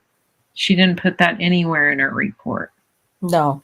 So they had this whole conversation on the ride. And yeah, she I don't even mention that they had her in a car for 2 hours or however long that would be. Yeah, I check it out. I have no idea because I didn't even know how to spell Muskogee yesterday. But yeah, and I don't know. I feel like that came out in the trial in the transcripts, but I'm not really sure. The ride from Muskogee, didn't they stop at McDonald's or something? Maybe I heard that. Oh, I thought she told this story about how Adaira was starving and she ate like $60 worth of food or something, exaggerating like that. Yes. Yeah. So yeah, exactly. Yeah. The poor girl. She was just so starving. Trying to paint her as this waif. Oh my God. Too much. Yeah. So I guess then that Kim Davis and Valerie Holman went to Muskogee to pick her up to bring her back for the interview. I don't 2.5 hours. Yeah. For plenty. And they had to stop at every McDonald's in between Muskogee and Oklahoma City to feed her. Yeah. Okay. I'm remembering now. Okay. So this is just a summary and not word for word. Adaira's a black 17-year-old mixed race. Her mother's white. Her father's black. Mom lives in OKC and dad lives in Muskogee. Well, who the hell was in Detroit? I was thinking that. I thought her dad had Detroit connections as well. So yeah, it must have been. I think she says in the deposition that she had an aunt there at least, if not other relatives. Okay. Adaira's not in school, and 8th grade was the last grade that she completed. However, she had obtained her GED. And she really is smart. She's very very quick. She's very quick-witted. She's a smart girl. Yeah, and you in the interview, it was kind of unintelligible. I couldn't tell what she was saying, but when Tim Davis mentions, you're hanging out with people that are too old for you, she says something, and I think it's in reference to She says people her age. She says, I don't want to be with children. They're not on the same page. Oh, children. That makes sense now. Mhm. Okay. Yeah, because her intellect is definitely above that of most people her age, I believe. And she's seen a lot more stuff, obviously, than some other 17-year-olds her age. Very true. She's obviously been exposed to an awful lot. Yeah. She had Adaira said that she'd been arrested for trespassing in Oklahoma City for curfew in Muskogee. She drank alcohol in the past but doesn't like it. She started using drugs when she was very young and used marijuana, pills, powder cocaine, methamphetamine, and PCP. Adaira said she knew why she was there to talk to me. She told her to tell me what happened. She said she and her friends, Melody, Coleman, and Face, were walking down the street, and she said Melody and Face were arguing. They turned north on Blackwelder, and a police officer pulled up. He got out of the car. She said the officer put Face in the back of the scout car. She and Melody sat on the curb. She said the officer talked to them all separately, and he talked to Melody first, and then he talked to her. Adaira said the officer ran her name in the computer. She was standing at the front of the car when he did this. Came back and told her she had a warrant for trespassing. He told her it was just a city charge and that he would let her go, but she needed to pay it as soon as possible. And he let Face out of the car and let them all go. She and her friends continued walking north. Melody and Face started arguing again.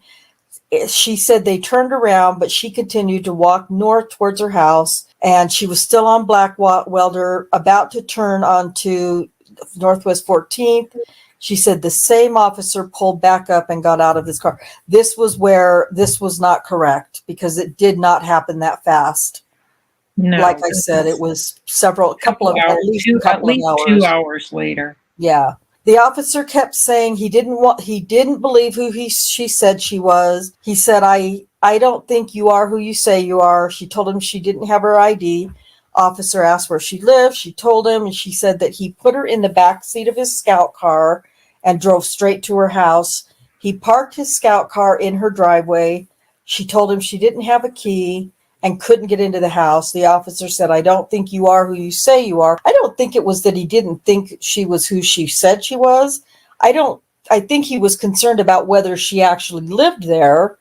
And when you're telling a cop that, I usually just use a credit card to get in the house, well, that probably is a little bit of a red flag to a cop. She already has a warrant for trespassing. So right. Yeah. So he's got to be, logically, that makes sense that he would be a little concerned.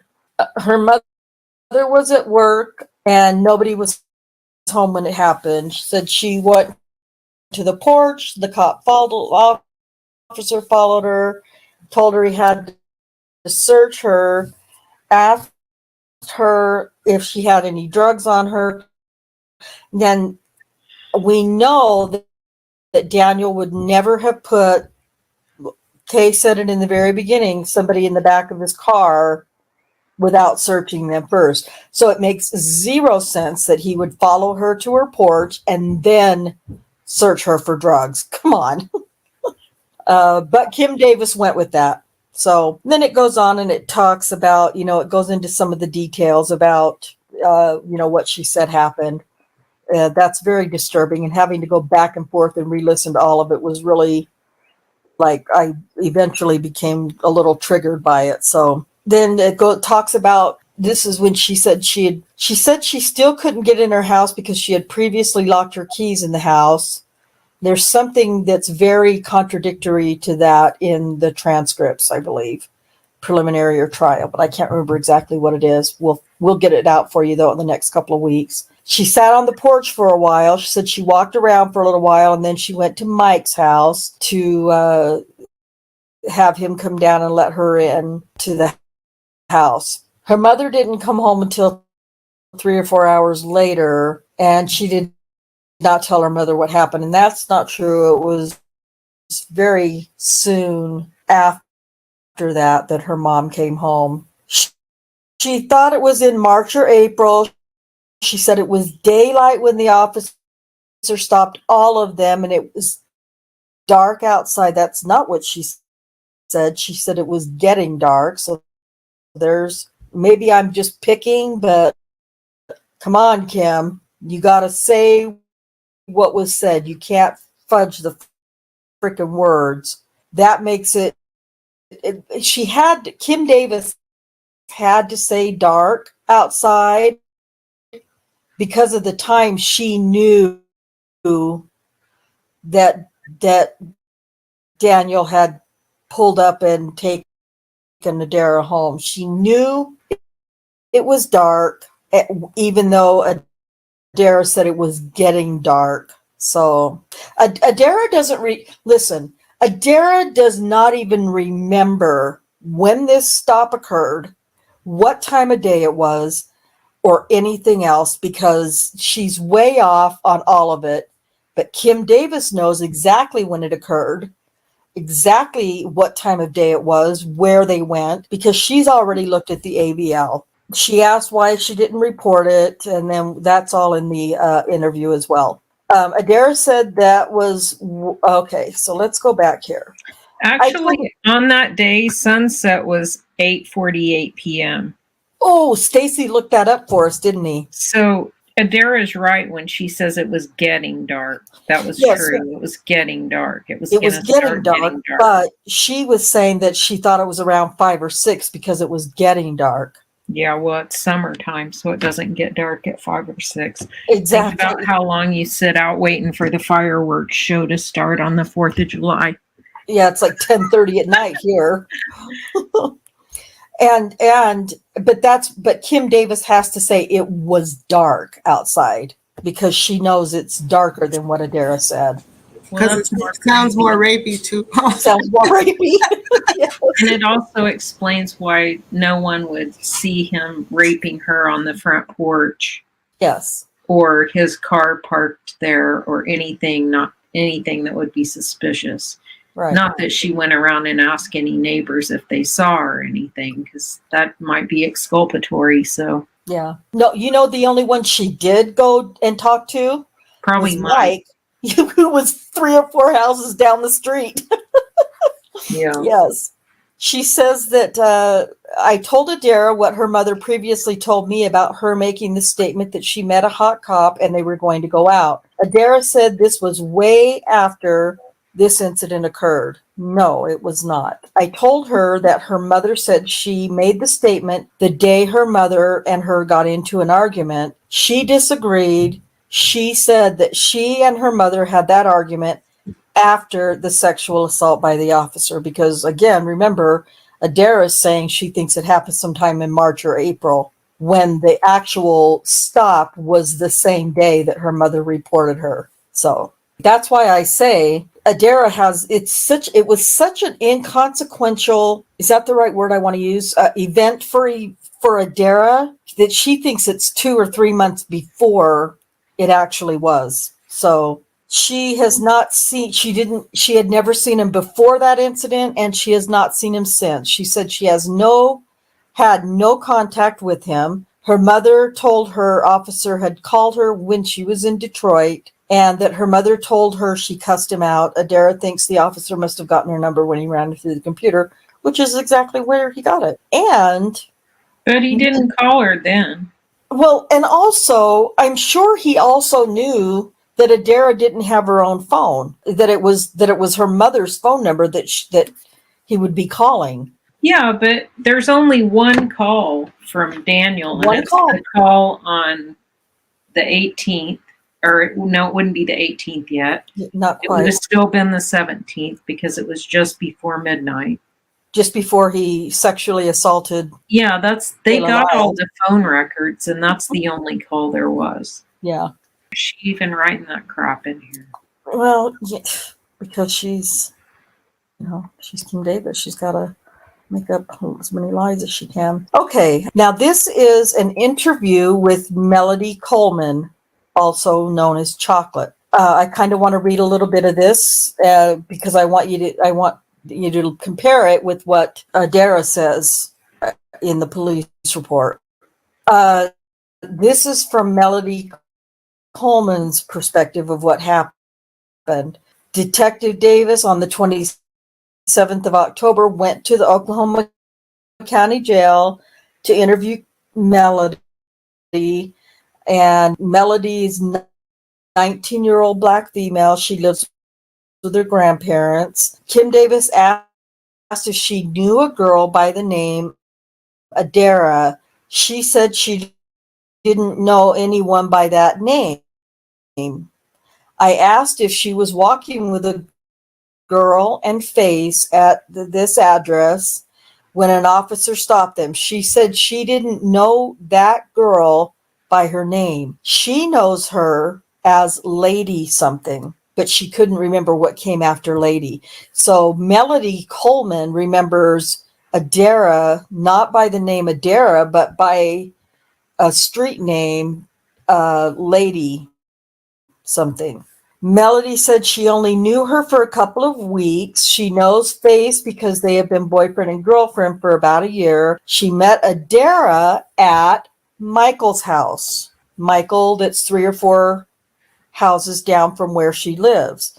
When she and Face were at Michael's house, Adaira came over. Adaira was asking her questions about dope and ice. Melody said she uses ice, meaning Adaira, and Michael is her ice connect. She has never done dope with Adaira, but she has seen Adaira shoot up ice. She said Adaira hoes out prostitutes for dope money. Melody said she only walked around with Adaira 2 to 3 times. She said one time she, Face, and Adaira were walking to her homegirl's house near the address of Blackwelder. She said they were stopped by an officer somewhere around Michael's house, and she said that they were stopped because she and Face were arguing. She said that the officer got out of the car, questioned if Face was trying to fight them. She said Face had to sit in the officer's back seat. The officer pulled Adaira to the side to talk to her. Melody could hear what he said. She said the officer questioned Adaira if Face was trying to do anything to them. The officer told Adaira that Melody didn't look like she wanted to talk. I don't know what that's about. Melody said Adaira lied to the officer and said Face was trying to get the girls to quote unquote hoe out. Melody said, and she said that she heard Adaira say that to the cop. Melody said after the officer talked to Adaira, he pulled her aside and asked if Face was trying to get them to hoe. Melody told her that was not the case at all. He asked Melody about that after Adaira said it, and Melody said, no, wasn't the case at all. Whether it was or not, we don't know.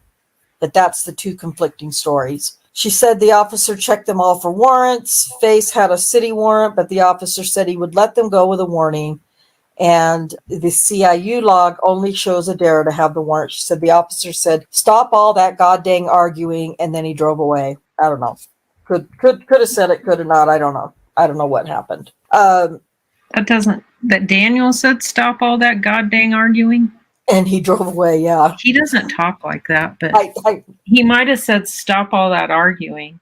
yeah, but to say God dang, I can't imagine Daniel taking God's name in vain, for one thing. I haven't heard it, so. Yeah, I can't imagine it, but who knows? Melody said that she and Face told Adaira She had to get away from them because of the lie she told the officer. Melody and Faith started walking towards Northwest 10th. Adaira walked towards her mother's house, so that much is true, according to Melody or Chocolate or whatever. She and Faith went to one of Faith's homeboy's house located in at Northwest 10th in Indiana, which really isn't that far away from where they were all stopped to begin with. Melody said she never seen the officer before, and she has not seen the officer since the incident. She has not seen Adaira since then. Melody said Faith is homeless and doesn't have a phone. She said his grandparents live, and she gives an address. So those are two very different stories. Now, I mean, being honest or being fair or whatever, you know, Melody has issues with drugs, obviously, whether she takes them or sells them or whatever, who knows, but she's in jail. And so she's telling a story.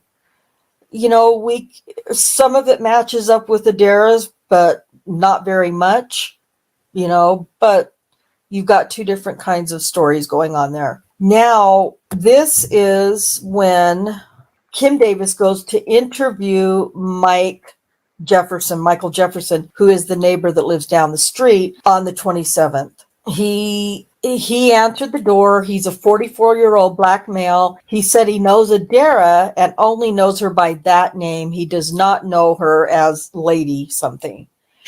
So he says that, now this is the 27th. Let me just make sure we're understanding. This is October 27th, 3 days after Adaira gives her statement to Kim Davis in the office. Mike said sometime over the summer, Adaira came to him and Misha, who is Money, who Adaira talked about, and said she was sexually assaulted by a police officer. He said he didn't believe her, but she made comments about it occasionally. He didn't believe her because, quote, you wouldn't think a cop would do that, end quote. He couldn't remember the details of the conversation. He could not remember the nature of the assault. He said Adaira told him a cop took advantage of her and she didn't know what to do. Can you imagine Adaira saying to anybody, this cop took advantage of me and I don't know what to do? What? Anyway, who knows? That could just be Kim Davis's words too. We don't know. But Mike could not remember the details.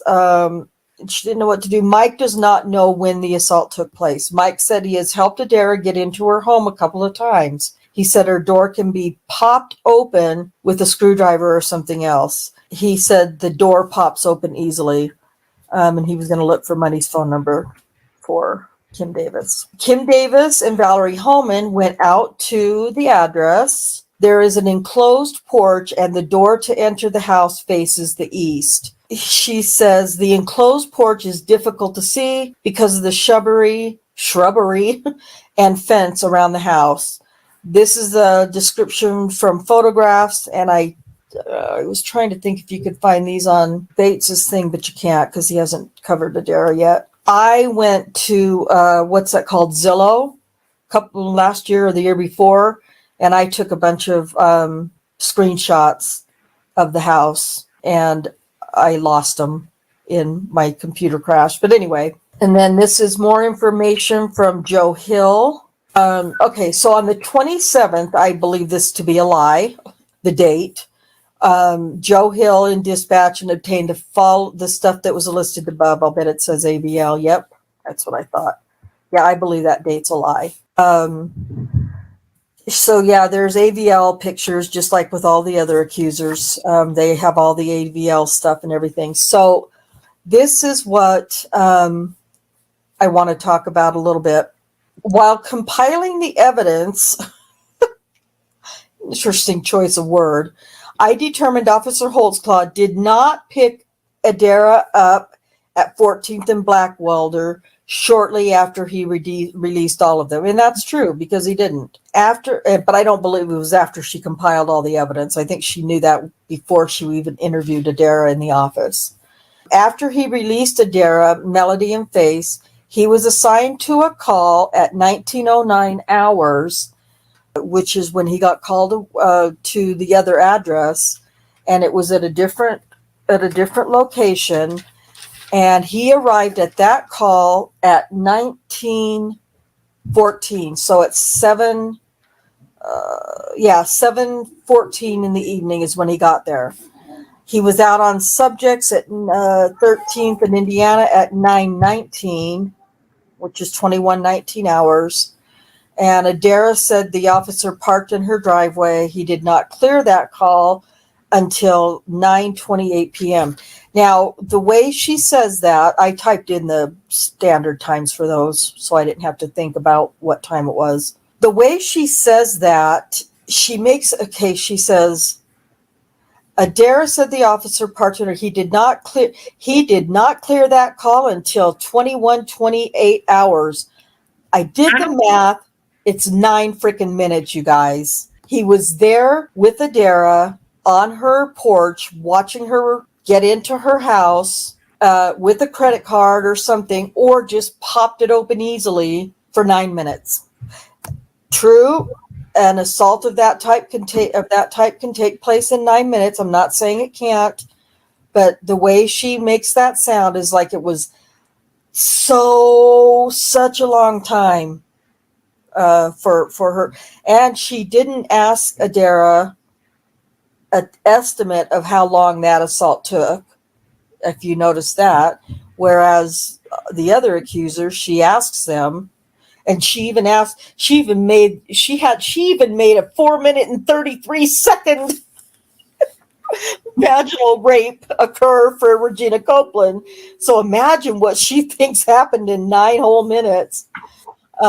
Anyway, I digress. Officer Holtzclaw documented on his activity card out on subject at the address from 9:30 to 9:45. Now, that is different than what the time is up here. Up here, it's 9:19 to 9:28. But because he didn't close the call, he couldn't get the exact numbers. Or he just did an estimate of the time. Not a good idea, probably. Well, I don't know. You know he's shitty with paperwork. So Exactly. it's well documented at trial that and it seems like the later it got in his shift, the less. Yeah, the less concise he was. Right. Not good, okay, yeah, and obviously we can tell that they use that against him, but she's trying to make it seem very nefarious here that he, but he actually gave himself, he put on his activity card 15 minutes when it was only 9. So, I'm going to tell on myself, just another stupid thing from Kim Davis. He called Adaira's mother at 23:42, and Kim Davis has obtained AVL and animated AVL showing that Officer Holtzclaw was doing what he was doing just before making that phone call. And she makes this to be very dirty and very nefarious. I think Kay and Cherie and I have talked about this before, but she says his vehicle is stopped at 23:41:16. It is driving again at 23:45 and 45. What is that? 3 minutes? Long enough for what? For him to park in front of the house, look up the phone number again for Amanda Gates, and call her. He made the phone call from in front of the house, and then he drove away. That's what I see. So this is just basically the warrant for this, or the affidavit for this particular assault. Basically, I went through that, and it's really, there's no discrepancies anywhere from between the police report and what the body of the report said earlier. Yeah, that was consistent. She said he unfastened his pants and took his penis out. She didn't say that in the interview. Mm-mm. So when did she say that? She didn't. Yeah, so there are discrepancies. So that's a discrepancy. You're right. That's a discrepancy. The detail about what she says that the cop said and blah, blah, blah, which I think is just so bizarre. This is street talk. Mm-hmm. That I think, but yeah, you're right.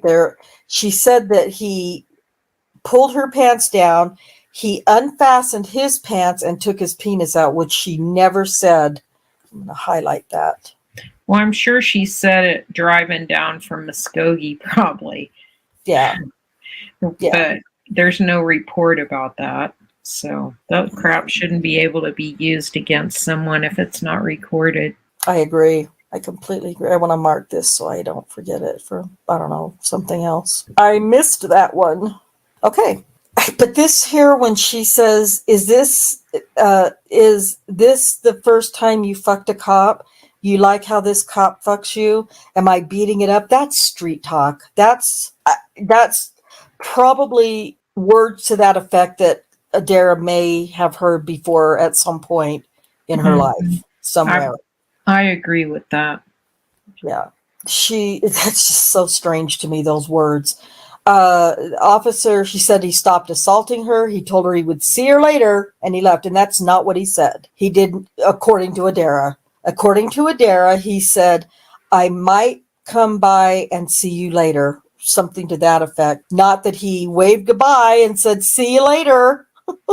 That's not what Adaira said he said. This is saying that he would definitely see her later, and Adaira, whatever she said in her interview, implied that he might come and see her later, if I recall correctly.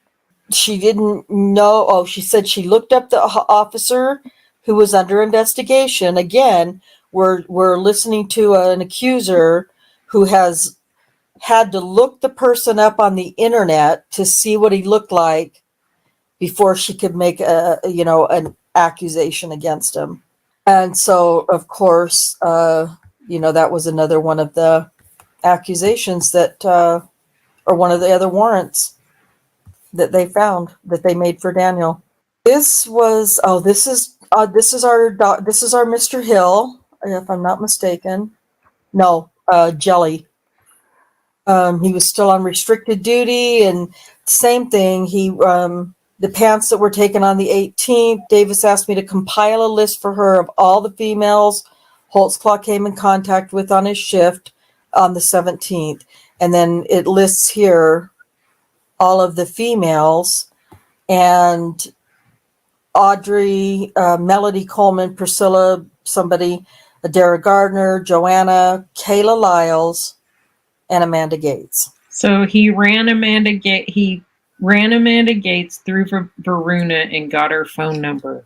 Yeah. That's what that tells me. That's what that's all about. Yep. Which is how he used Varuna. Well, which is how most of the cops used Varuna. Absolutely. And I wonder, do we have, I'm just curious about these other ladies, if they were ever contacted. Well, I guess there's only really two of them, Audrey and Priscilla. Well, it depends on if they're black and they have a criminal history. True story. So I'm curious, though. We'll have to see what I can figure out. Or it doesn't really matter. No, it kind of does, though. Priscilla's date of birth is 7/23/14. I don't think so.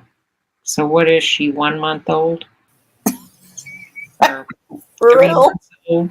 She's not even born yet. Well, I guess by this date she was. But he ran her on the 17th. But her birthday's a month later. Yeah. Date of birth? Okay, whatever. Typo. Dumbasses. Oh, man. I guess Jelly had 2014 in his brain. In his brain, yeah. Okay, who is this here? This is the police report from the assault and battery against Adaira on 6/17/2014 at 10:50 hours, at 10:50 in the morning. Sergeant Blumenthal and I were dispatched to 44th and Shield in reference to a runaway juvenile. Upon arrival, I made contact with VI, which means victim, who stated her daughter, identified as suspect, had not come home since last night. So she had not seen her daughter since the night of the 16th, according to this. VI said she found her daughter walking around 44th and Santa Fe and was following her in her vehicle trying to get her to get in. VI stated her daughter was on foot walking. VI said she confronted suspect at approximately 46th and Shield, and her daughter started screaming and then punched VI 4 to 5 times in the face and arms. So Dara, she's claiming that her daughter struck her in the face and arms 4 to 5 times. Then the suspect took off running, and pictures were not taken due to no visible injuries. Victim signed a ticket on the assault and battery, and she was given a citizen's assistance form with the above listed case number on it. And then this is the on the morning of the 17th, this is what her mom said identified her. A suspect has red hair and was wearing denim capris with a gray t-shirt. Officers checked the area and they couldn't find her. Now, it's entirely 100% possible that a 17-year-old girl would change her clothes at least once during the day. Plus, if those were the same clothes she was wearing the night before, I'm sure that she changed her clothes at some point that day. Okay. Whew. So that is the end of that. Any questions or comments about the police report besides the inconsistency that I missed? Well, all I have to say is there'll be an interesting discussion after the premiere. So, Yes, right. Okay, so like I said at the beginning, Cherie, was there anything else you wanted to comment about any of it? Or No, I think I'm good for now. okay, and it's getting late. Oh, it's only 6:30 here. It just feels like because it's snowing and dark outside. Oh, okay. So as I said, this is our first attempt at a premiere, and I am. This was suggested by Kay, which I hadn't considered before, but I thought was a really good idea. And we're kind of following the format of our friend Jeff Jones, who covers MAM has been covering MAM in the same way lately, doing a premiere, talking about certain facts of the case, and then doing a live following the showing of the premiere. So this will, if I do it right, this should premiere. I'll probably do it earlier, maybe around 3 o'clock Central or 4 o'clock Central Time instead of 5. Premiered around 4 o'clock Central Time, and then immediately following the end of the premiere, we'll do a live, and we'll get have the rest of the panel join us, and we'll have questions and comments in the chat that we will address as a panel. And hopefully this is going to be a successful thing. Our goal was so that we could keep this under at an hour and a half tops. And here we are at 2 hours and 21 minutes. It's so hard. And we haven't even been taking questions or comments from a chat. I don't know how we can do these there's just so much information. I don't know how I can make them any shorter. I apologize for anybody who's, beyond wanting to spend 2 or 3 or 4 hours at this point. But I want to thank you all for watching and wish us luck on our first premiere. And if this is successful and it works well and it becomes, something that people are interested in, we will try to do it more often or all the time and see how that works out. Anything else, Kay, before we take off? no, not from me. All right. Cherie, nothing else from you, I guess. No. Okay. All right. Well, we will see you guys on Thursday. Enjoy the premiere. Have your questions and comments ready for the live that will follow immediately after. And thank you all for being here. And until next time, peace out.